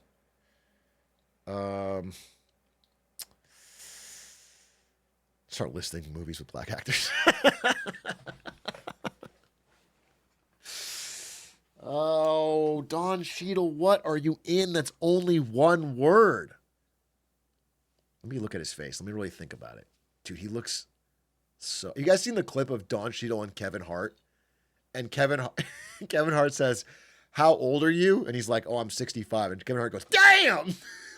And then Don Cheadle's pissed off for the rest of the interview. And then Kevin Hart tries to walk it back, and he's like, "No, I meant damn in like a... I didn't mean like you were old." He's like, "Yes, you did."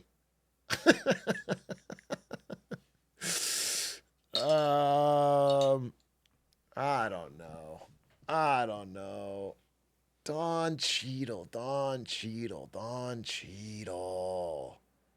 He is in the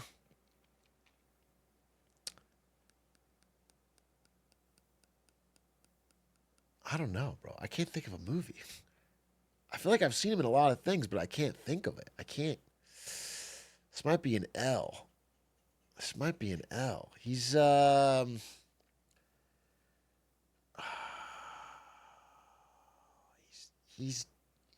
Dawn, and he's the Cheadle. I don't know. I got nothing. Possibly a give up angle. He's not in Joker. Endgame doesn't count. No. War Machine, Winnie the Pooh, SpongeBob, Family Guy. He's in Five Nights at Freddy's? Is he really? Oh, you're just looking at the ads. You're just looking at the ads. I don't know. He's not in Smallville. He's not. You guys are just putting Captain Planet. I said Snatch. Is he in Snatch? You fucked me. You fucked me. You died. Someone. Oh, Crash. He's in Crash.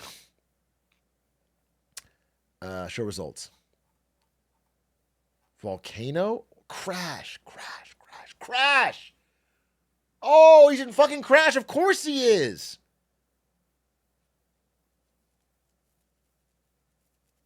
Yeah, he's in Crash. That makes a lot of sense.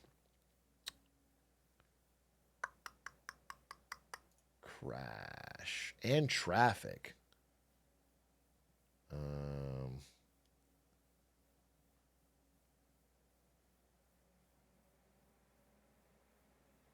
And Flight. Is he in Flight? Don Cheadle's in Flight? Isn't that just Denzel? I don't remember in the Avengers. He was War Machine until he asked for too much money, and they just hard replaced him with Terrence Howard. They just, like, in the middle of the MCU, just fucking... Oh, other way around. I'm sorry. Other way around. Yeah. Other way around. Terrence Howard asked for too much money, and Don Cheadle stepped in. Well, I feel bad for Don Cheadle because I've been telling everybody he's greedy. I've been going around Hollywood, LA, and I've been telling him Don Cheadle is greedy. And like poor Terrence Howard.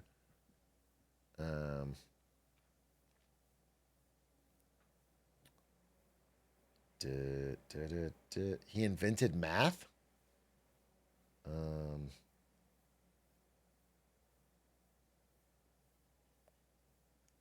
What does that mean? Terrence Howard invented math? Terrence Howard math. Terrence Howard has developed his own mathematical theory called terology, which argues that basic mathematical principles are flawed and 1 times 1 equals 2.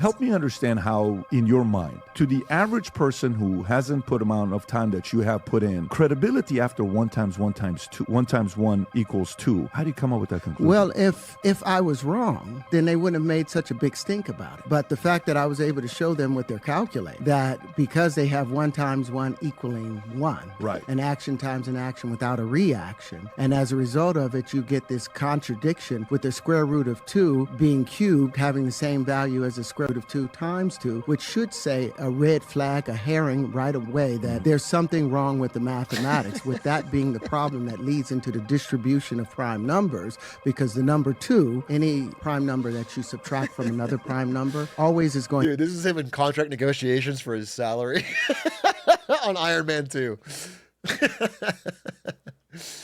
This was it. You don't understand. Like, you have to carry the one...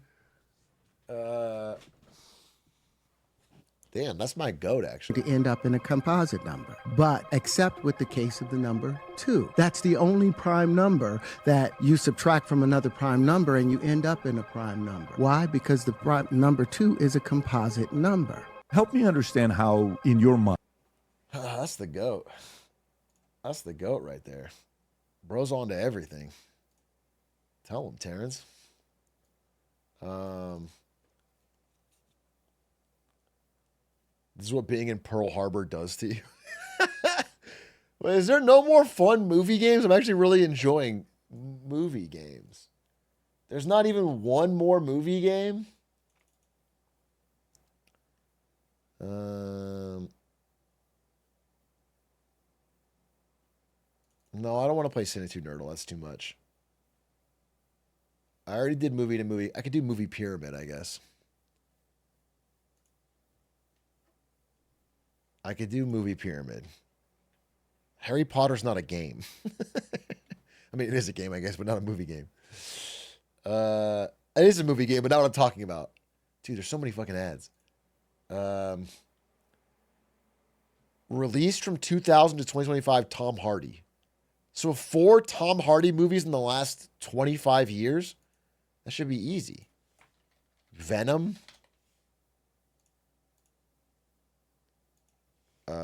Batman, or what? The Dark Knight Rises. Inception. And Venom 2. Let There Be Carnage.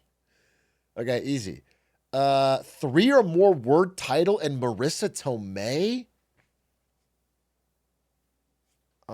Spider-Man, I guess. Spider-Man No Way Home. Spider-Man Homecoming. Excuse me?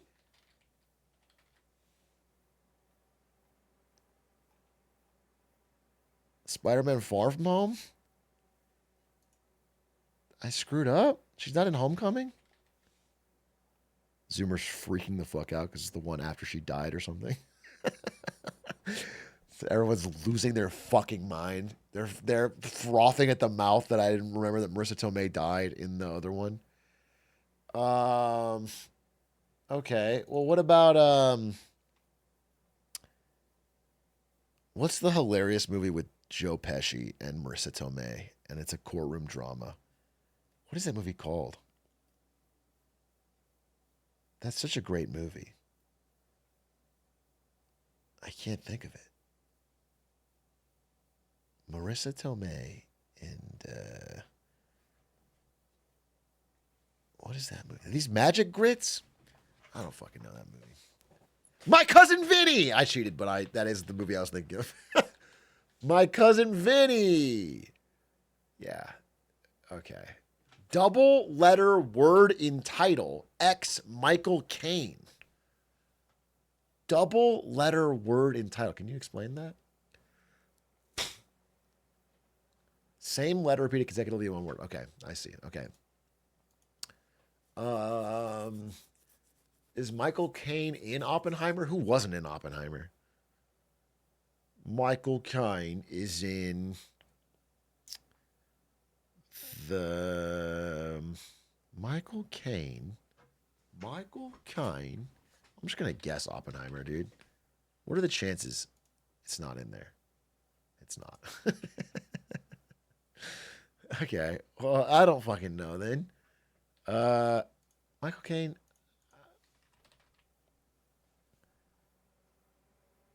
Batman Begins? That doesn't have a double. I don't fucking know Michael Caine. What about Interstellar? He's in that. That's easy. Interstellar. And then, is there just another? Prestige?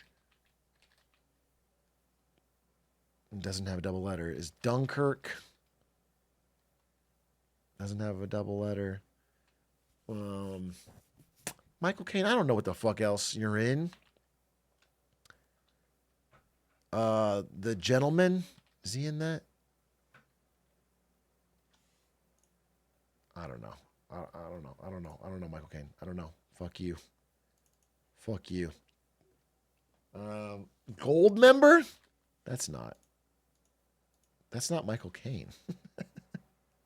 And that's also not a double letter.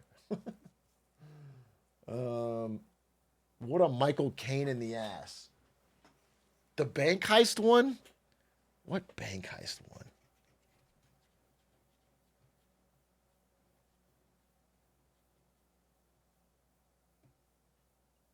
Now You See Me? You guys are just saying movies. Oh, he is the dad in Goldmember, but it's also not double letter. John Wick with 2 eyes. Alfred is not a movie. You're just naming a character that you know he played. No, he's not in Mommy Milkers. He's not in the Avengers. Tenet is not a double letter. None of these are real suggestions.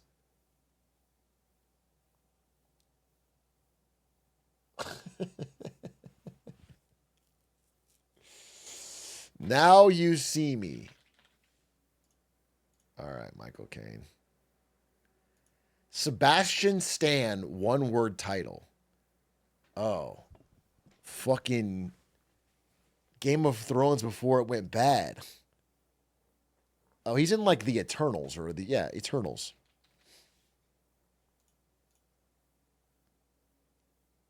Game over. Was that wrong?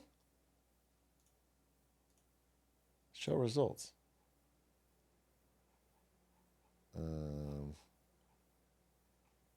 He's in The Apprentice? I didn't see The Eternals. I'm not going to fucking front. Who wants to see The Eternals? He wasn't in that? Oh, Kit Harington was. Yeah, he wasn't in it.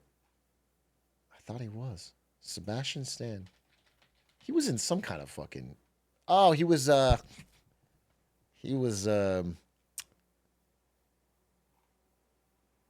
fucking Bucky Barnes. He's Bucky. All right. Well, there you go. Winter Soldier. All right. You're thinking of Richard Madden. I am thinking of Richard Madden. I'm thinking of Richard Madden. Ed Sheeran beating the racist allegations because he can't also can't tell white people apart. I can't tell Europeans apart.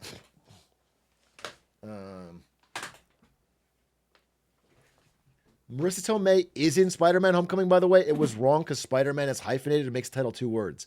Oh my God! She was in Homecoming! But it was Spider-Man, one word. Oh, that's so fucked. That's so fucked.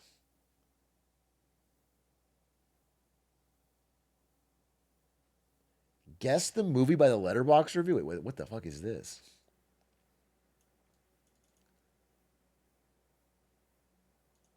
Welcome to Guess the Movie. You get 5 reviews to guess the movie? Wait, what? Okay. David Sims in 2018 said, maybe go live by the Hoover Dam or something. Jeez. 10,000 hearts? Maybe go live by the Hoover Dam or something. Okay. Skip guess. Everyone walking around barefoot like it's a fucking Quentin Tarantino fantasy. 4.5 stars. It's a 2018 movie. A film made the way in which cinema's meant to be seen. So the asshole sitting next to you, scarfing down popcorn like a rabid squirrel, actually feels like an asshole in addition to merely being one. How is that related to the movie?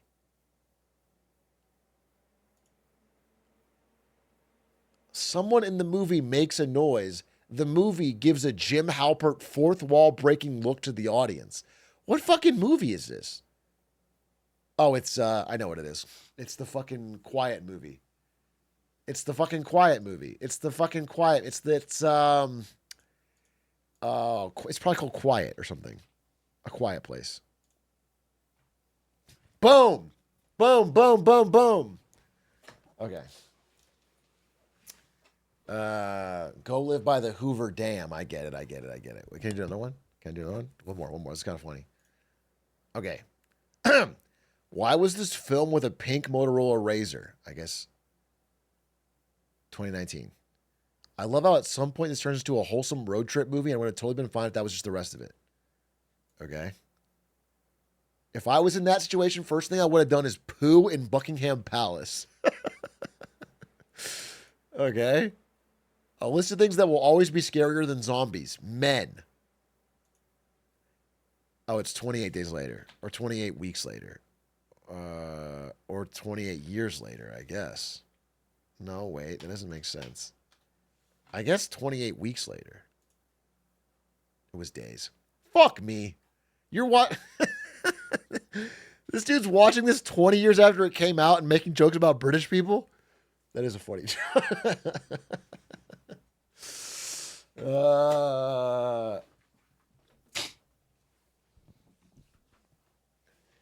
You should try Disorderly. What is that? This is kind of a funny one, honestly. You get to see a little bit about people. I felt like I showed up 2 hours before the final exam for a class I never attended and tried to skim through the entire textbook. I failed the exam, but at least there's a bunch of cool pictures. Still glad they have earplugs. Oh.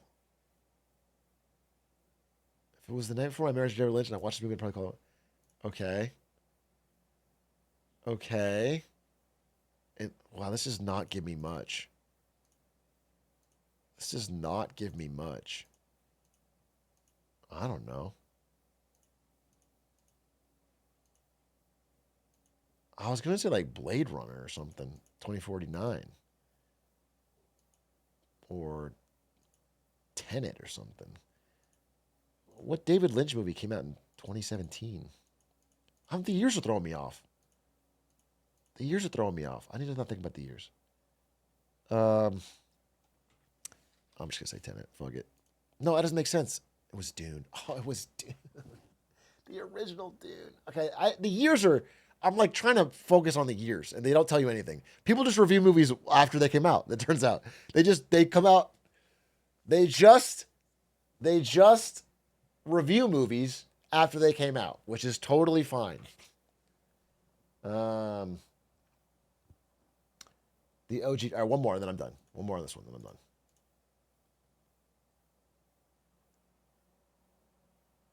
Really solid comedy, but the main takeaway is that Teslas should be the main villain in movies more often.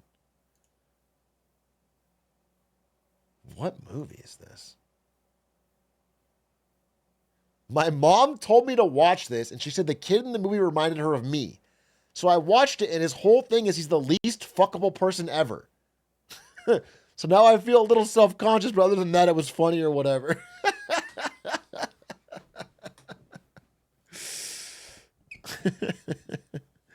Not talking to my parents the whole way. Oh, is this this is the Jennifer Lawrence movie where the parents pay her to have sex with their kid. Oh, I don't remember what it's called. I don't remember what it's called. Just tell me what it's called. It's the No Hard Feelings. Yeah. Okay. That's the one. Yeah. Okay. All right. That's one. Okay. Fun. Let's talk about Jerome H. Powell. Because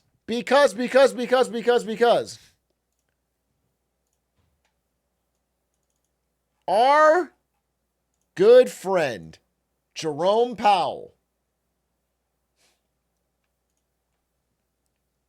has had it up to here.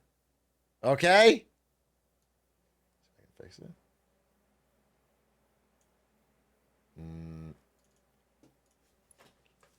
Jerome Powell's had it up to here.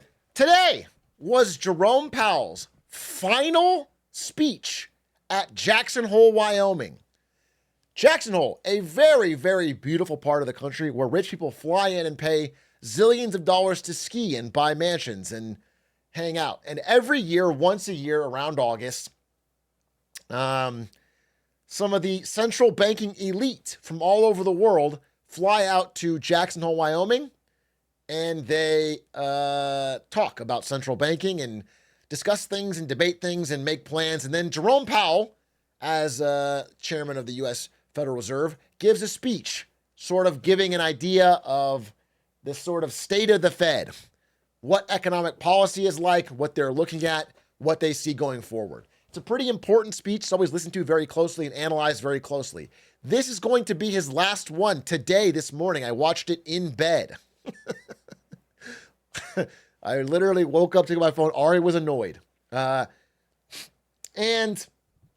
Did I cry? Yeah, I was tearing up. It's the end of an era. We're losing the GOAT. Listen, I've had my qualms with Jerome Powell, but as his time comes to the end, I have to say he's been a remarkably stable central banker. And he has done a good job at resisting political pressure. So I give him respect, even if he was late to inflation. And so anyway, this is his last one, but because by early 2026, he's going to be replaced. Trump has made it very, very clear that he wants Jerome Powell out. He can't force him out without panicking the markets, but when his term is up in May of next year, he'll be gone, so he will not make it to another Jackson Hole. Quick reminder before we go over his speech today of the basics of central banking. They have what is called a dual mandate. A dual mandate is not one gay date. It is when you have two key goals. All right? The two key goals of America's central bank, their dual mandate, are price stability and full employment. So the two things they're scared of are inflation, prices going up, and everyone getting fired. Okay? These are the two things they are scared of. And their central goal is to stop these two things. That is the goal of the central bank. Now, these problems are in opposition. Okay? So, if you think the biggest problem is inflation, what you want to do is raise interest rates to slow down the economy, cool things off, prevent prices from rising, okay? If you think the biggest problem is employment and everyone's getting fired, you want to lower interest rates so that it's easy to borrow money, people start spending more, jobs pick up, the economy starts going, okay? This is the main basics. Dual mandate, and you base on which one's the bigger problem. Now, the key part of this speech is Jerome Powell saying, well, here's the thing. Here's the thing about our dual mandate. They're kind of both a problem. Policy. In the near term, risks to inflation are tilted to the upside and risks to employment to the downside, a challenging situation. When our goals are in tension like this, our framework calls for us to balance both sides of our dual mandate. Our policy rate is now 100 basis points closer to neutral than it was a year ago, and the stability of the unemployment rate and other labor market measures allows us to proceed carefully as we consider changes to our policy stance. In layman's terms, you could say we're fucked. But yeah, I think he would say it's not easy. We're not in an easy environment, okay? We have risks to both directions, so we can't very easily decide to raise or lower rates. That's the main thing. However, the speech goes on. There's much more to be said. And I want you to understand the context going into this meeting is that everybody in the world, basically everybody, is telling Jerome Powell, you got to lower rates. You got to juice the economy. The bigger risk is employment. Don't worry about inflation as much. Worry about that. This is what everyone with power is saying. Trump is saying it. Wall Street's saying it. Even Jim Cramer cursed on national TV. Jim Cramer, by the way, classic Wall Street TV show. Jim Cramer came out and said, our biggest problem is we have so much growth that the Fed won't cut. What the fuck? Oh, Jesus Christ. Oh, my God. I'm so sorry. I'm so sorry. I take it right back. Everybody, I take it right back. It's That was okay. bad. It's okay. We're in the moment. I take it right back. I take it right back. That was bad. It's cable with a ticker, as Jim Cramer would say. I take that back. That's right. Real people doing live TV. No. Jim, though, to your point, Goldman today, the most notable. bro, it's so funny. He's apologized more for that than for giving people bad trading advice for 20 years. He's ruined a lot of people's retirements, but he's apologizing for saying fuck. Who cares, dude? Anyway, so Jerome Powell went on and he discussed both of these problems in bigger detail. First up was inflation. Rising unemployment. At the same time, GDP growth has slowed notably in the first half of this year to a pace of 1.2%, roughly half the 2.5% pace in 2024. The decline in growth has largely reflected a slowdown in consumer spending. As with the labor market, some of the slowing in GDP likely reflects slower growth of supply or potential output. Turning to inflation, higher tariffs have begun to push up prices in some categories of goods. Estimates based. So I want to pause and say, people thought, because this is his last speech, he was going to go to town on Trump. People were saying he might just let it all rip. He might just talk some shit. Jerome Powell, as always, kept his cool. But he did include many, many references to how shitty tariffs are. He did, throughout the speech, constantly say how his job is much harder because of the economic uncertainty of tariffs. Categories of goods. Estimates based on the latest available data indicate that total PCE prices rose 2.6% over the 12 months ending in July. Excluding the volatile food and energy categories, core PCE prices rose 2.9%, above their level of a year ago. So what he's saying there is that they have a goal for inflation. You know, I said that one of their dual mandates is inflation. Their goal is to keep inflation to 2%. That's the idea. They've decided that 0% inflation is no good. They need a little bit of inflation, and the goal is 2%. It's kind of an arbitrary number, but that's been the number, 2%. And as you guys know, when we lived through it in 2021 and post-COVID, is inflation, you know, it kind of looked like this. It was around 2%, a little under actually. Then it spiked way up during COVID, and now it's headed back down. Okay? After they raise interest rates. The problem is, it never got back down to 2%. It never got back down. It stalled out around 2.7, 2.8, and is now kind of slowly rising again. So it never actually got back to what we want. And by the way, the prices are not even, this is still prices going up, not even going down. So you would say, and Jerome Powell has said this in previous meetings, the job is not done. We haven't even broken the back of inflation yet. Inflation is still sticky. It's still above where we want. And he's sort of making that case here. So if you listen to just this part of the speech, you would think, oh, okay, they're going to keep rates high. They're not going to lower rates because inflation is not defeated yet. But he went on. While the labor market appears to be in balance, it is a curious kind of balance that results from a marked slowing in both the supply of and demand for workers.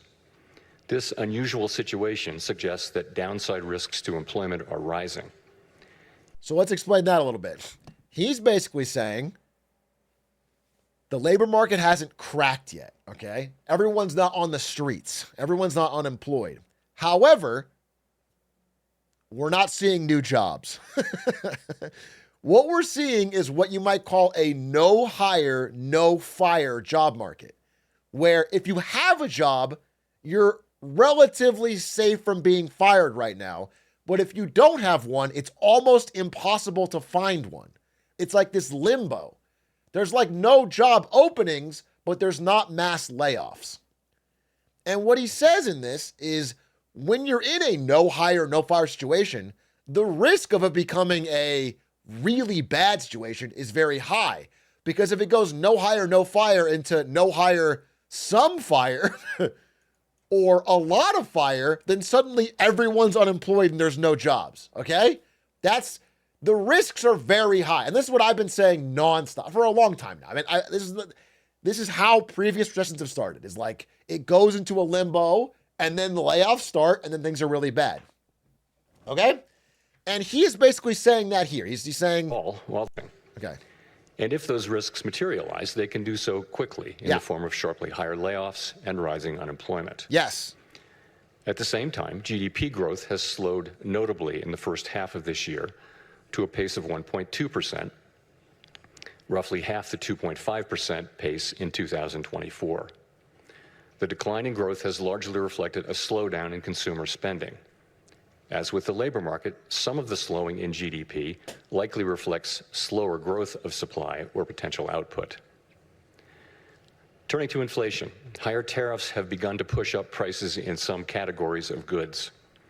Estimates based on the latest available data indicate that total PCE prices rose 2. So I already covered that, but here's the basic thing. All right. So over the course of this speech, he basically says, look, inflation's a problem, unemployment's a problem. But if we had to be honest here, we're more scared of unemployment than we are of inflation. And he gives 2 reasons. The main one is that they see tariffs as a one-time price increase.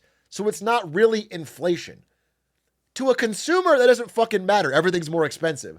But what he's saying to an economist, you know, if your shoes are 25% more expensive because of the 25% tariff, that's a one-time thing and it's done. You get used to that eventually, and it's not continually rising. And I guess I could sort of see that argument, but I think it underestimates the pain on consumers from that price increase. But okay. And then he also said this, and this is pretty important. Tariffs are not just going to hurt the inflation side of our mandate. It's also going to hurt the job side of our mandate. Tariffs are hurting both. And, you know, there's layoffs coming because of tariffs, which is very true.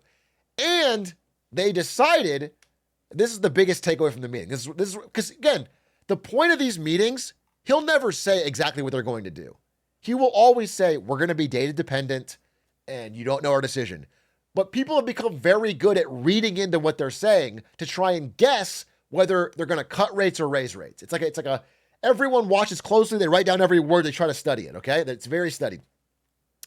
And what they realized is that the main takeaway was he said, we are no longer trying to get down to the 2% goal. Instead, we have a new framework that tries to get like an average of 2% over a long period of time. And once you say that, the jig is up. You're basically saying that you're giving up the fight on inflation in order to hopefully save the job market.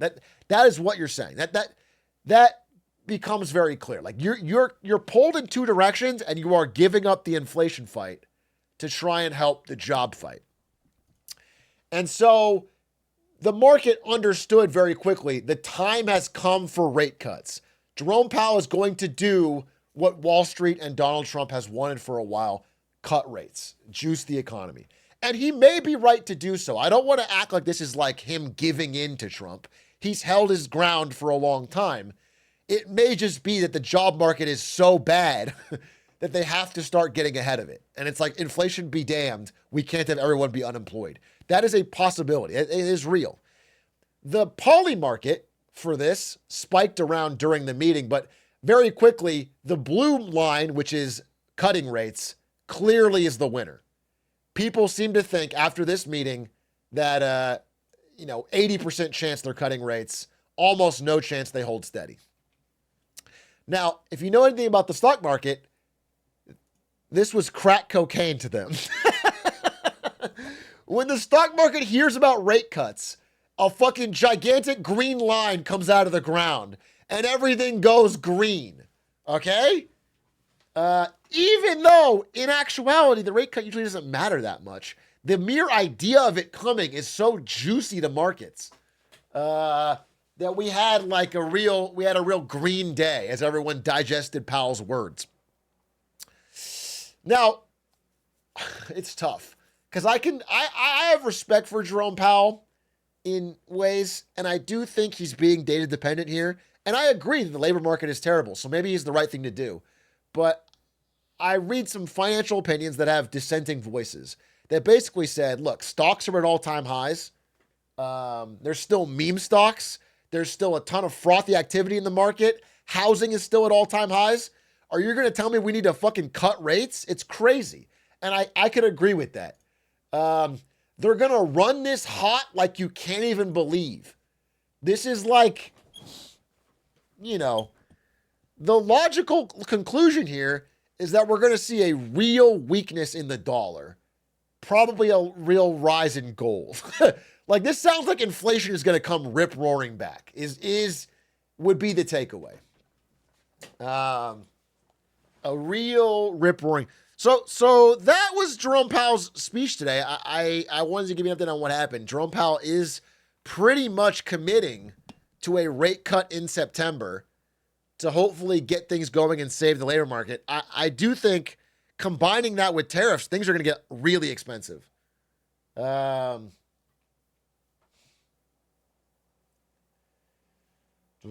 was the last dot plot? I think dot plots are over discussed in this chat by people that want to mention that they know what dot plots are. The truth is that there's never been a dot plot that overruled the central banker. Like Jerome Powell's decision sets the course. People follow his, you know what I'm saying? It's their opinions matter, but mostly right now, the dot plot is just the opinions of the other voters of the other. What is it? Federal banks, like they vote. Yes, I know they vote, but he makes his opinion known, and then they vote on that. There's never a situation where he gets outvoted. It's never happened. So, his word is what matters in this. And what I'm saying is, right now, the dot plot. We can pull it up.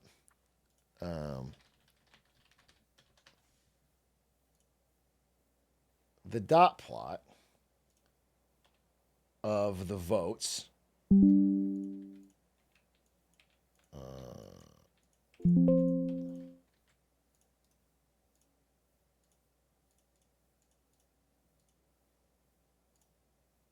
Here.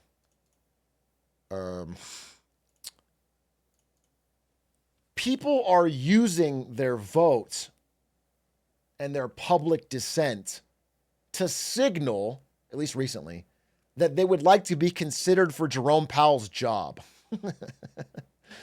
So, like, people that are, like, saying, hey, we need to cut really hard and fast, we need to, like, the ideal thing is a huge cut, is they're saying,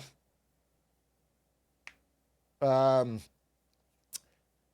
signaling to Trump that they would be a great choice because they're going to cut rates, is the idea. That's the, there's like, it's a little bit of politics to it, not just pure data dependency.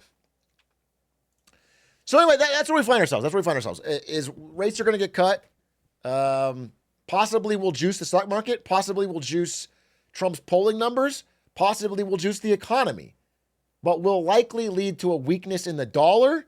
And inflation running higher than average. I feel like nobody's discussing the effect of Powell's term ending in May. Didn't I just discuss that?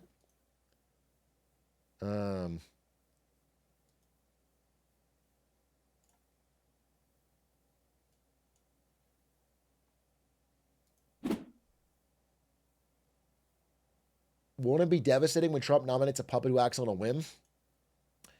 It depends on how independent his nominee is seen as being. And their background. But yeah, this is a real risk. If Trump nominates like the fucking Heritage Foundation guy he brought into the White House to be chairman of the Federal Reserve, and he starts immediately cutting rates, people will flee the dollar. Yeah, of course. Or Ron Vara, yeah. Or Eric Trump. Yeah, for sure. It is a big risk, for sure. 100%.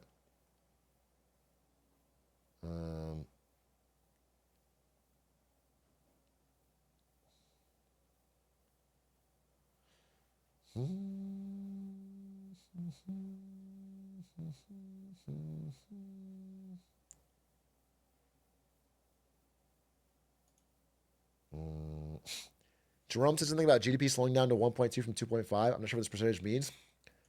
That's just GDP growth for the country. And all he's saying is that the economy is slowing down, that the growth is slowing down, that American growth is slowing down.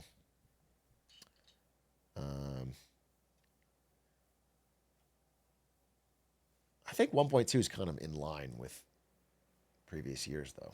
It's not horrendous. but GDP is not a great stat, I think. Rick Sways, I think, with 5 gifted. I gotta blow my nose. 1 second. I gotta blow my nose. I gotta blow my nose. Will this impact the midterms?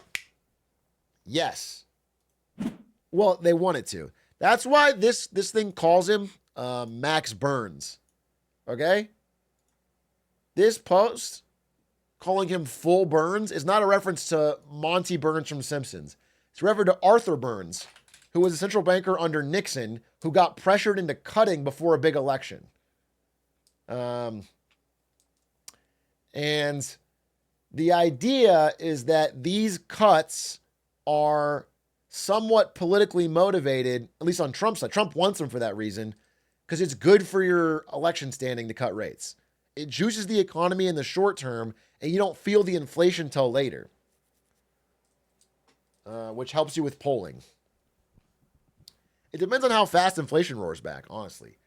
I guess what I'll say is, if I want to summarize my thoughts here, because it's kind of mixed. They are in a tough spot, and maybe the right call is a small cut. I'm actually not opposed to this cut. It's more that I think they're underestimating how angry people already are with inflation. And that if it were to happen again before we even got back to normalcy, I think the anger is going to be so severe. People are really at their edge when it comes to inflation, is what I would say.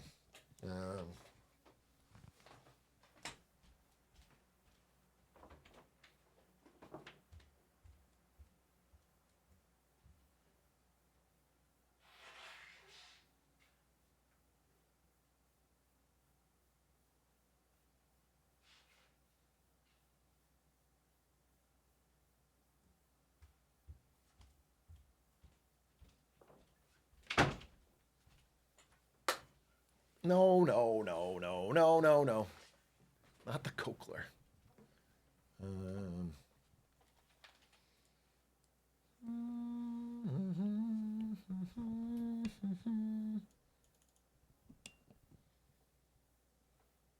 People get angry. What does that actually mean? I mean, usually it means they vote out the incumbent or they punish you at the polls, if that's an option. I can't wait for the 0.25 cut so I can finally buy a new car and a house. Worth noting, too, that, in other places like the UK where they've cut more dramatically, it doesn't even trickle through. This is a harder thing to explain, but this is just the short term. Like, this interest rate will not affect the interest rate on a house loan. It can, but it likely won't. How do I...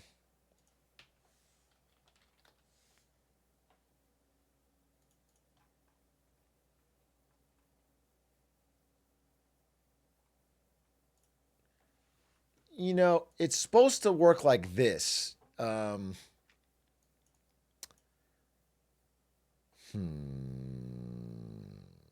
If I can give my money to the government and they pay 5%, okay? This is guaranteed. The government always pays back. So if I'm going to give my money to you, I'm going to charge you more. I'll never give it to you at 5% because you're riskier than the government. So it might be for you on a house loan, I'll do 7%.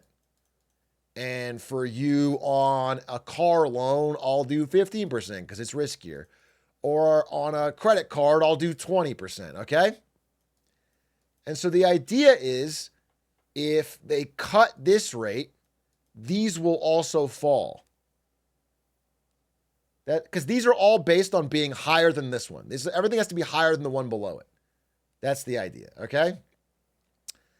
But in actuality, that hasn't been happening. They just cut this and then nothing changes here. Sometimes these even go up. like if they raised it, these would go up. Like if this went to like 8%, right? If the government loan one, well, then this would have to go to 9 because you are riskier than the government. You're riskier. Everything let it go up. But usually when it goes down, these also follow suit, but they haven't been.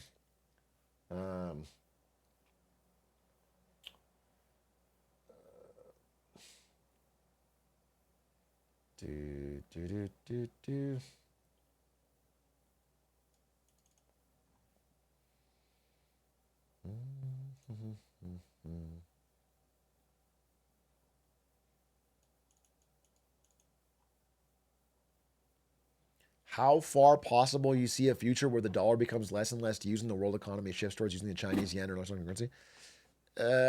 This is like a whole different topic. This is like a whole bigger topic. I read a book called King Dollar recently that opened my eyes to some certain arguments that I hadn't been considering. What I would say is the idea that it's going to go to the Chinese RMB is not likely. The idea that it's going to go to anything really, except for possibly maybe in a freak world, the euro, but realistically, no currency could do it. So,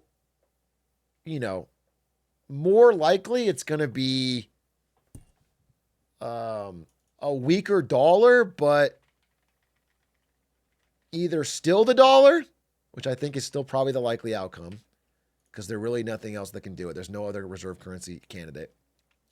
Or something I've been sort of talking about for a while is that like countries will just settle in their own currencies and the rest of the balance will be done in gold. Because here's why you need a reserve currency, right? So let's say I'm I don't know, fucking France. I'm France. This is France. Okay? This is France. And this is, what's like a really far away country that have nothing in common? Let's do China. Let's just China. Okay? Let's just do China. China or Brazil would be fine. Brazil would also be good. Okay? So, China sends,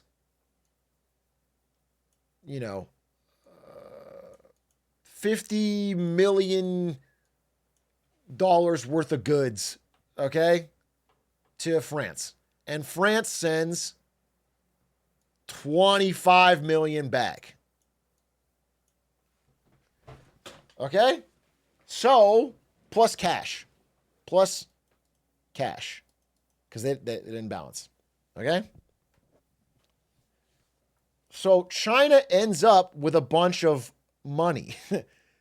The goods don't equal out. So, one side is always going to end up with goods plus cash, is the idea, is what I'm saying. The balance of trade doesn't equal out with any country. So, somebody always ends up with cash. And if I end up with a bunch of your useless currency that I already have all the goods I want from you. I don't want any more of your currency. The only thing I want is money I can spend elsewhere. The reason you want a reserve currency is you want to end up with cash that I can use in a variety of situations. I can go with this currency and go buy oil or something with it. And if I have a bunch of francs or I have a bunch of RMB, I can't use that. So you want the settled amount to be in a currency I can use all over the world. That's why you want a reserve currency. You want something that's usable outside of this individual trade. Okay? And what might happen is that countries will just trade this amount in their, like they'll just buy and sell with francs and RMB until they have the trade. And then whatever's left, this last 25, will be settled in gold. And France will send gold. That's the idea. But it's no francs, it's euros, by the way. France is probably a bad example because it's part of the European Union, but you understand what I'm saying? Like, imagine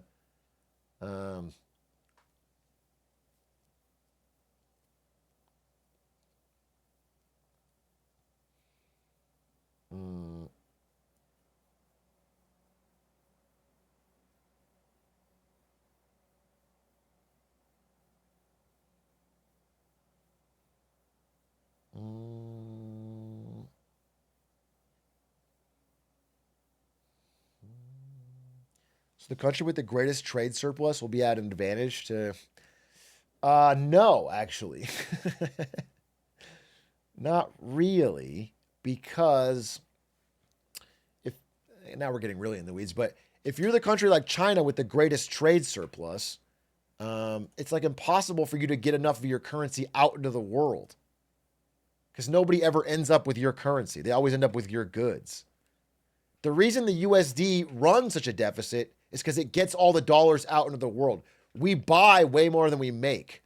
So everybody ends up with dollars. As if this was USD. USA. So again, I think there's a lot of reasons that China could not be the reserve currency. I mean, the other reason is that they have very strict capital controls on all their money, and you can't do anything with it. Listen, no country wants to end up with a whole bunch of RMB, which is the Chinese currency. They don't want to do it. I think it's very unlikely that would be the...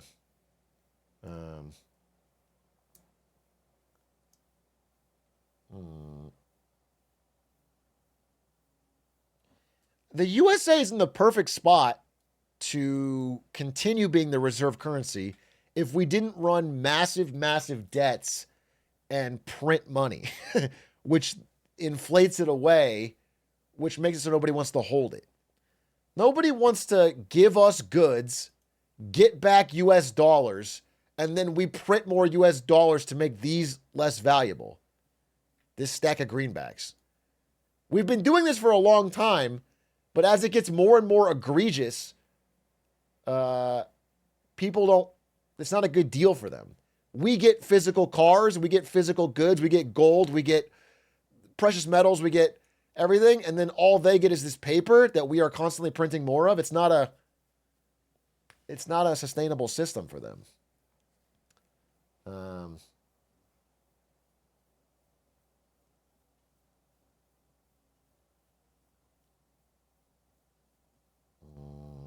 They're getting diluted like Eduardo Saverin. Yeah, exactly.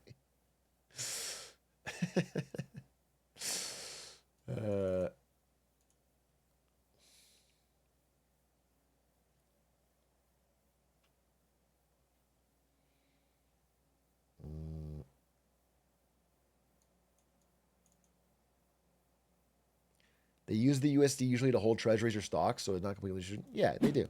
They usually put it in treasuries. Well, that's what they used to do. They don't really do it anymore. They do it a lot less. On net, central banks have been buying less and less U.S. treasuries and more gold. Can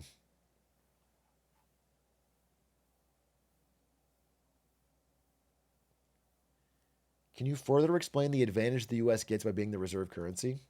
Sure. Is there a part of that I wasn't making sense? I know my drawings aren't very good. I'll give you that. I never worked at Blizzard, so I'm trying to make it work as much as I can. But they call it exorbitant privilege, the US dollar. You know, and it's basically that if I'm the UK, right, and I want to buy oil from Saudi Arabia, if I want to buy soybeans from Brazil, if I want to buy all this stuff, it just trades in dollars. Most people want dollars because they know they can use dollars to buy other things. Maybe Brazil wants to sell you soybeans and then buy oil. And so they don't want pounds, you know? They don't want your currency because if they end up with it, they can't buy anything from the Saudis with it. That's the idea. So everybody wants dollars so they can do this global trade. That's why it's the reserve currency. It just is the most convenient to have. You can use it to buy a lot of things. You can buy stocks and real estate, and it's very convenient to have.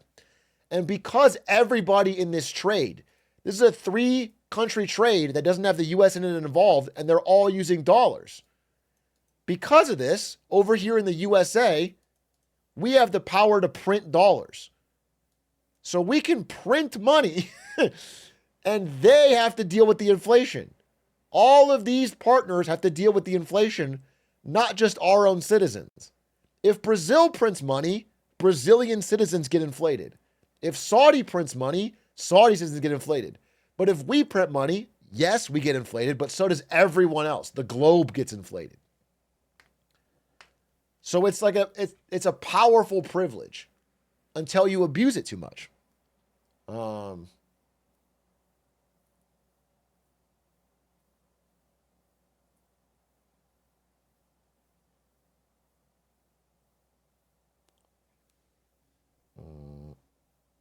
That makes sense. Thanks. All right. Hopefully that helps.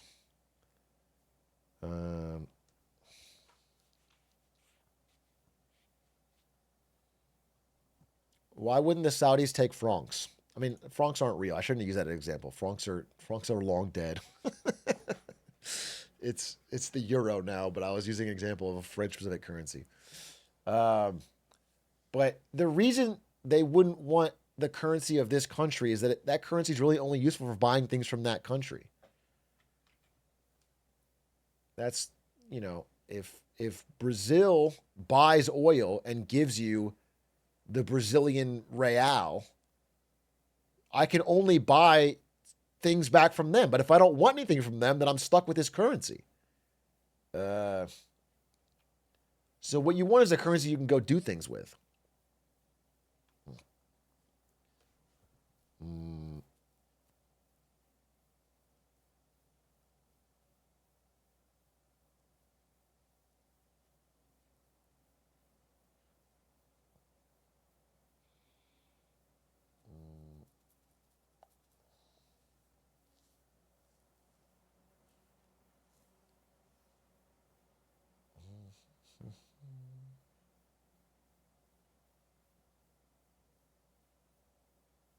It's like store credit. Yeah, in a way. In a way. Why can't we just have a whole separate currency called glizzy just for the countries to... Why can't we have a whole separate currency called glizzy just for countries to play Monopoly with then that only governments can hold and use?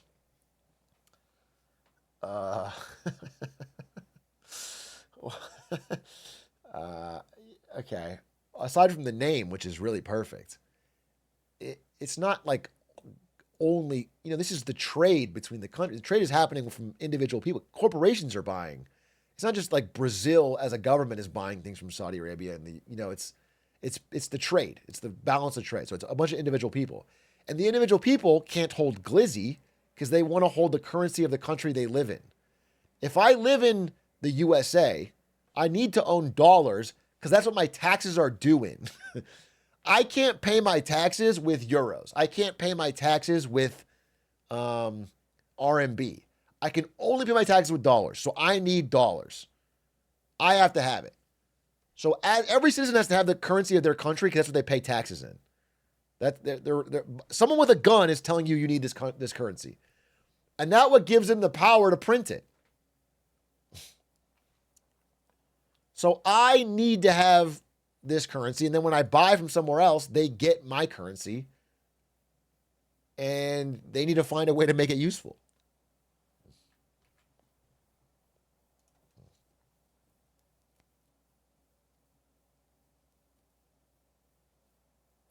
Could there ever be one world currency? I mean, maybe, but the thing is, governments really like having their own sovereign currency. Governments like having their own currency because it allows them to print when things get tough. Otherwise, you end up like, not necessarily this is a bad thing, but it had happened no matter what. But if you're Greece and you run out of money and you're part of the EU, well, then you can't do shit. You don't control the printing press for the euro. You just have to beg, which they did. Greece had to go and beg, and then people other than their own government had to come in and put austerity measures on them and cut their spending and like choose what they could do. However, I want to say this has paid off. Greece is actually doing quite well now. Greece is like in a more entrepreneurial state. They've balanced their budget a lot better. Like Greece went through a really terrible couple decades. But they are on a period of growth right now after some tougher times. But governments don't want that because no matter, like, long term, maybe it worked out okay for Greece. But in the short term, everyone got voted out. There was riots in the streets. Everyone was pissed. Nobody wants to be the government that can't print when times are tough. So nobody wants a one world government. Everybody wants their own currency.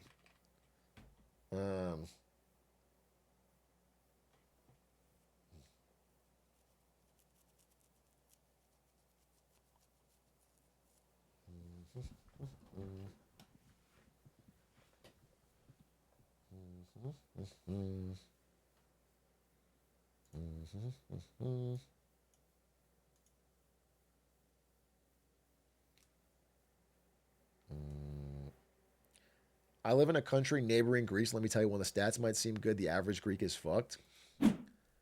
I'll take your anecdote at face value, and I assure you that there's probably some problems there. But I did just listen to a pretty in-depth podcast with people who live in Greece who were talking about it, talking about the 20-year stagnation, talking about the riots, talking about how a corner has been turned, how yeah, I don't know. I would say there's more than what you're saying.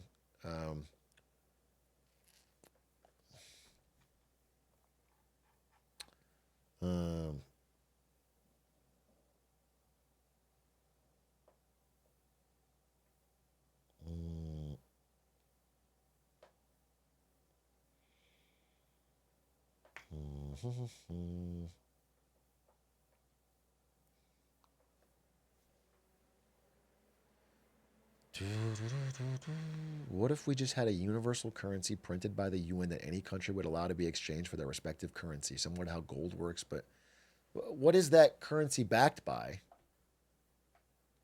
You know, what is it backed by? Who can print it?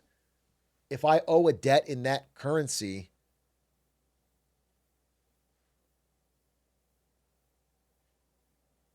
I think it's a lot harder to change the system than you guys are thinking. But it's happening. What I'm saying is it's happening. If the U.S. keeps doing things that make the dollar weaker over and over and over, people aren't going to want to hold dollar. That's just the fucking fact of it. They don't want to hold U.S. government debt because they don't trust it. And they don't want to hold dollars because we keep printing it. And we run insane deficits. So they're trying to find ways to settle. Like China's doing this thing. This is actually a fucking crazy thing China's doing. Let's say I'm an African country. Let's say I'm Kenya. All my countries are squares because I can't draw shapes. Let's say I'm Kenya and I owe a bunch of USD somewhere. I have some loan that I have to pay. So every year I need to come up with a bunch of USD. I need dollars to pay these debts. China has started. China has plenty of dollars. China has plenty of dollars because they're always trading with us. And so they have plenty of dollars. China is coming in and saying, hey, we will give you the USD. I need green. We will give you the USD to pay off your debt. In exchange, you will owe us RMB. Okay? We're going to pay your debt off and you owe us. So all your debt to whatever country is gone. Now the debt only is owed to us. And so now Kenya every year is like, well, we don't need USD. We need RMB. We need to come up with this money to pay this debt. How do we do that? We trade more with China. Okay? That's the idea. So now the best way to get this money is to trade more with China. It's a smart plan. It's happening. And you can only do it if you had a ton of extra USD, which China does. That they don't want.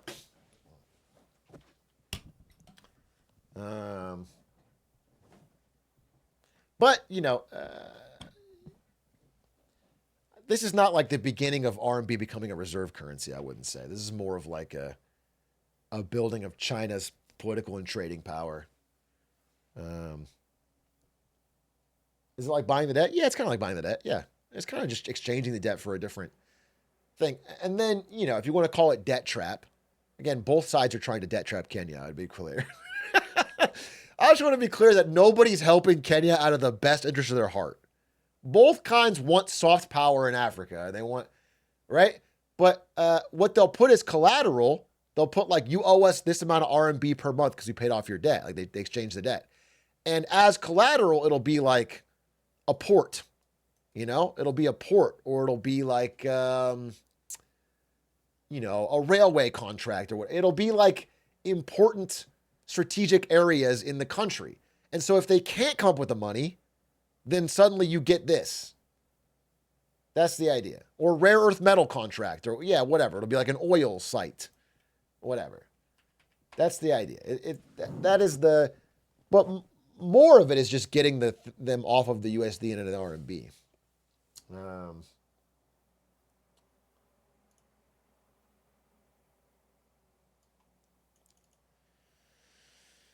Do you think the UK will try to rejoin the EU? No, I don't. I don't think so. I think they're out. The UK already made a separate trade deal from the EU. I don't know why they would want to join at this point. I don't think they do it.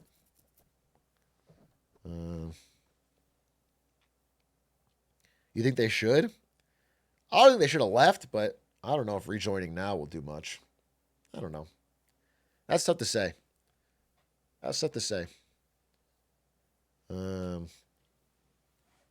Say it was a prank. We were goofing. The thing about if you join the EU, I mean, there's a lot of benefits on trade, and there's a lot of benefits on, being able to move freely. Your government loses the ability again to print. They lose the ability to control their own currency, to make their own central bank decisions, to cut and raise rates at their own leisure. And governments really like that. They don't like to have to go to the EU and like do a vote. They don't like, they like the freedom.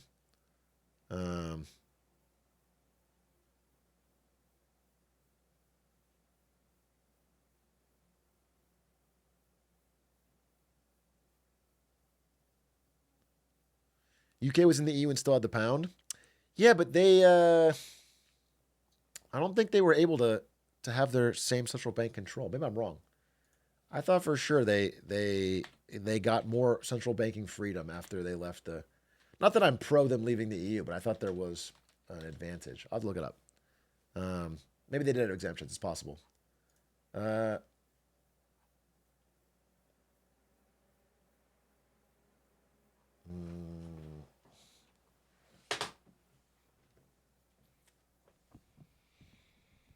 thought their whole thing was they want to have to allow immigrants or something. I mean, the way they left was a really terrible, like, populist campaign about how the EU was ripping them off and we'll get rid of all the immigrants and UK is going to be great again.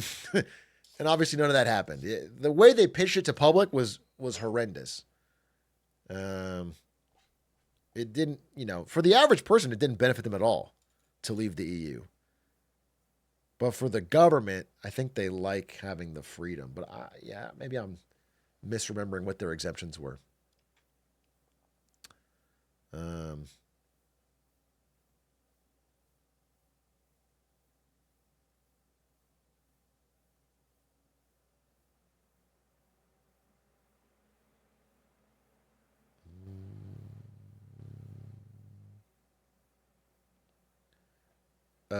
10% of Intel.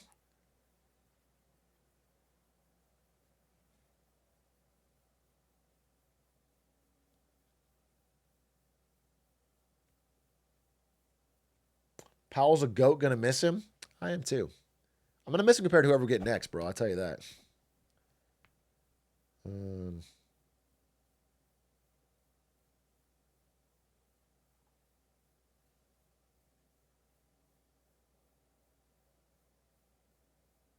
Yeah, I am. So today, Trump administration announced they are buying 10% of Intel, taking a government stake. It's a very China move. It hasn't been done, at least recently. There's been like examples during war, maybe, or very brief periods, or like the recession, Great Recession. We took some pieces of the housing banks. we've done some bailouts in the past, but this is like more of a long-term national champion kind of thing. Like Intel doesn't need the money.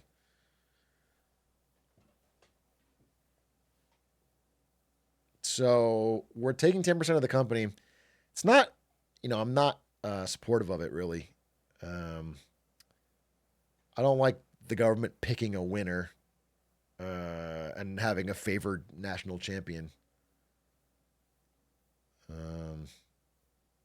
And I think Intel sucks. Low key. I think it's just wasted money. It's like fucking just throwing money at a problem of a bad managed company.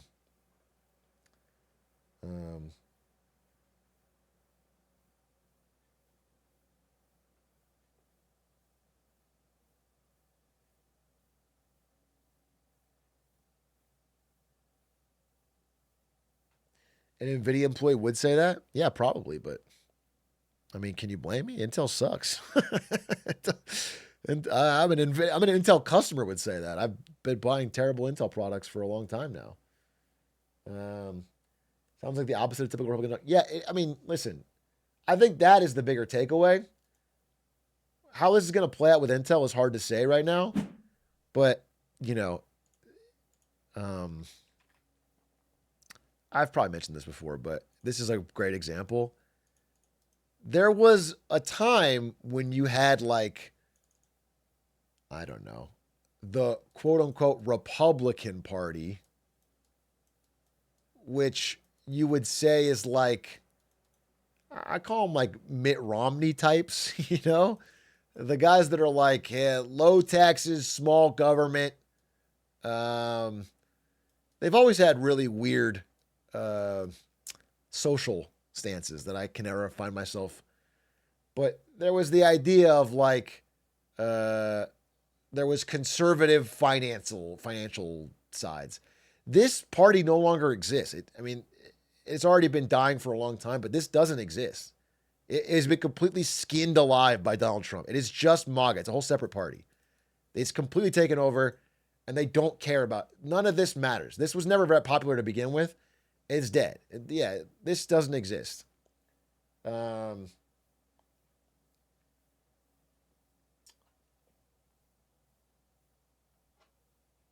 don't think anyone of this type has any power anymore. Like that Jeb Bushy, Mitt Romney. These people are all gone. They're extinct.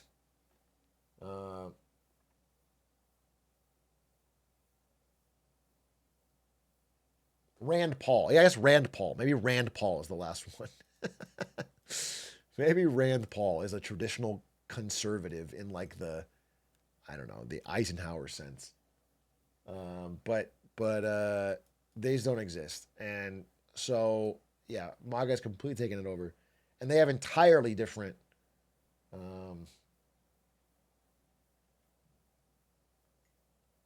Squeaks. I'm sorry. And Squeaks. No, Squeaks is MAGA through and through. Squeaks is not Mitt Romney, dude. Squeaks is MAGA. Full. Yeah, John McCain is who I was really thinking of. John McCain types.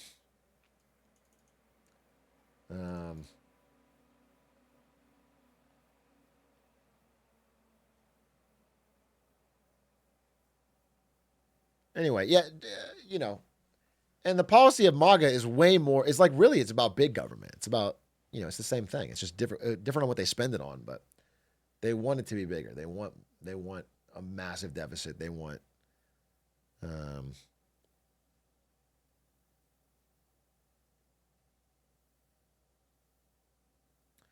all neocon Republicans for the last 50 years have reached small. Yeah, but they didn't do it. I wouldn't say they ever actually followed through on it when they got any power. Talking about it doesn't mean anything. The government's never gotten smaller. Like Reagan is a classic example of the worst thing government can be is big. The worst thing you can hear is the government's here to help. And then he blew out the deficit. The government got way bigger. Reagan's words and his actions were 100% at odds.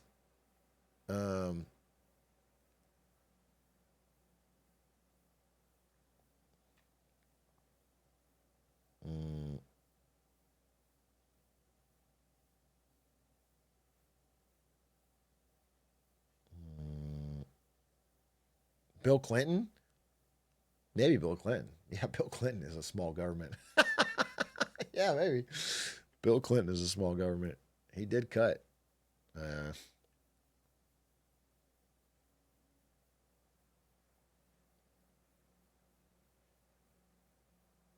Where do you stand in big versus small?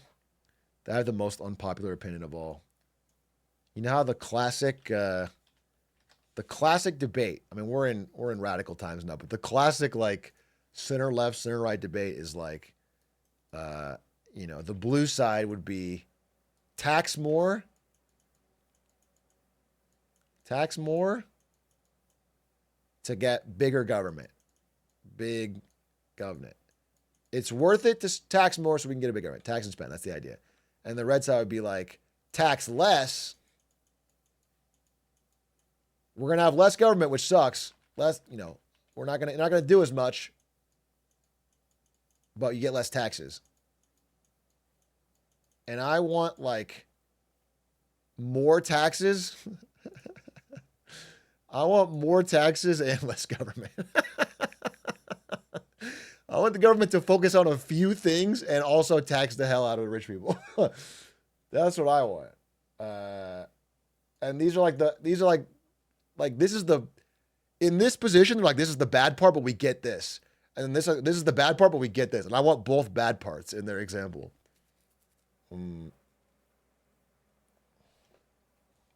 So I could never win an election. I'll tell you that. That's impossible.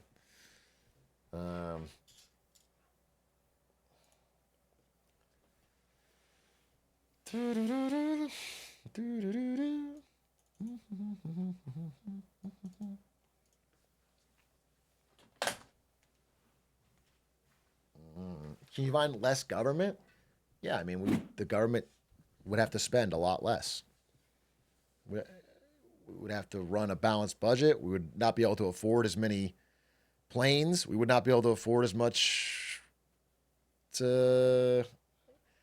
we'd have to cut the amount we spend on a lot of things. It would be a lot. All the four horsemen have to be cut.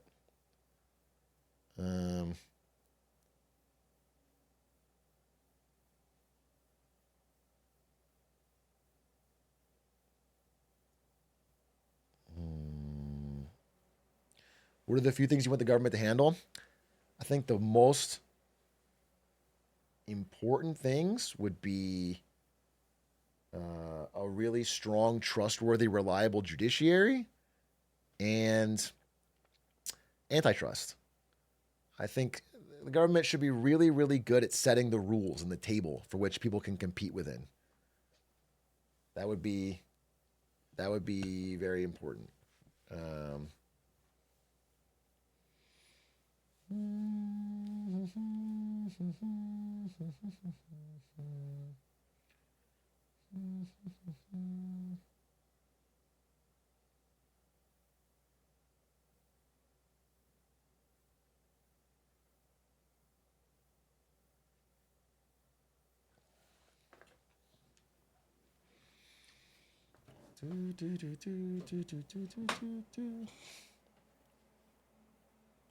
Is tax more or less government your ideal government, or is ideal direction where you're right now? Yeah, I'm sort of thinking about right now where I want to go. But I think high taxes are a social good in general. I think they're good even if you burn the money. I think high top tax rates are just good because it prevents this crazy escape velocity. I'm not even talking about redistribution. I'm just talking about how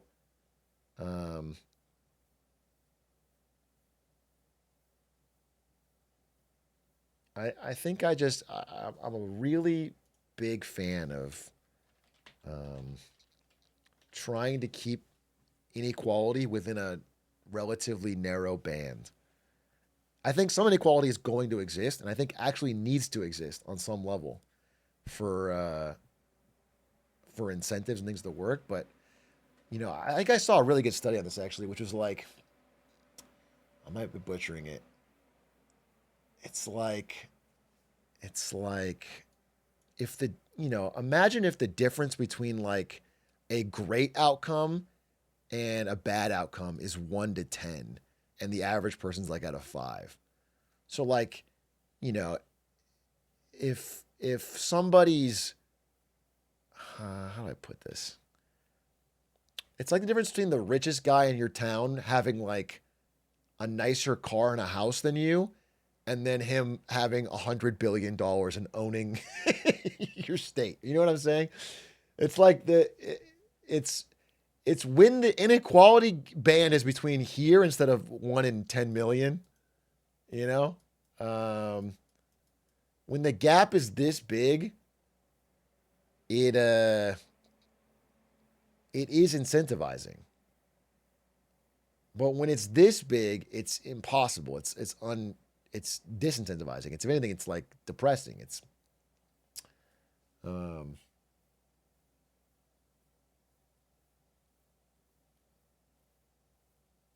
like Clancyville, yeah.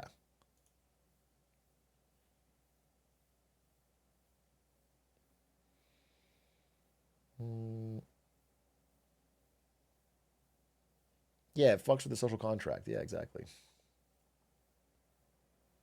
Alex with the 57. Was good, the only temple.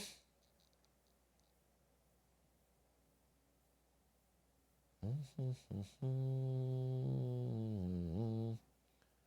think I have relucted to that, Fango.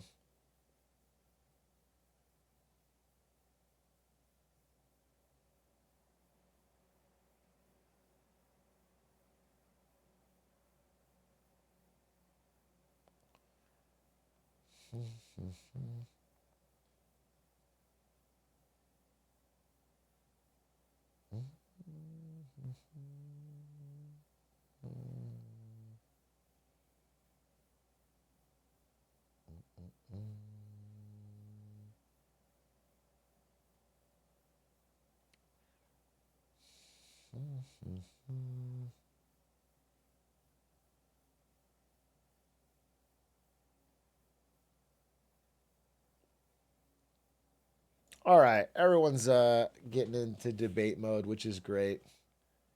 But I might call it here. That was a fun stream. Appreciate you guys talking with me. Very interesting stuff. I'm going to be back tomorrow. Hopefully I farmed a clip or two for old 8ish today. And Sevens, thanks for listening. Thanks for chatting with me. Tomorrow's Hitman Horse. Tomorrow I'll be live early to do a Hitman Horse. And then, well, there might be some news tomorrow that I want to talk about. But if there's not, then I'd like to play that bus game that Squeaks was playing. The Can I Sit Here or whatever. So I might do a Hitman Horse into that and try to do a puzzle game tomorrow. That'd be fun. Be a good, is this seat taken? Yeah. Hitman Horse, that could be a fun. Hitman Horse could take a while. We'll see. Anyway, thanks for watching. I'll see you tomorrow. Appreciate you. Thanks for joining in. And we could raid somebody if they're alive. Anyone we know?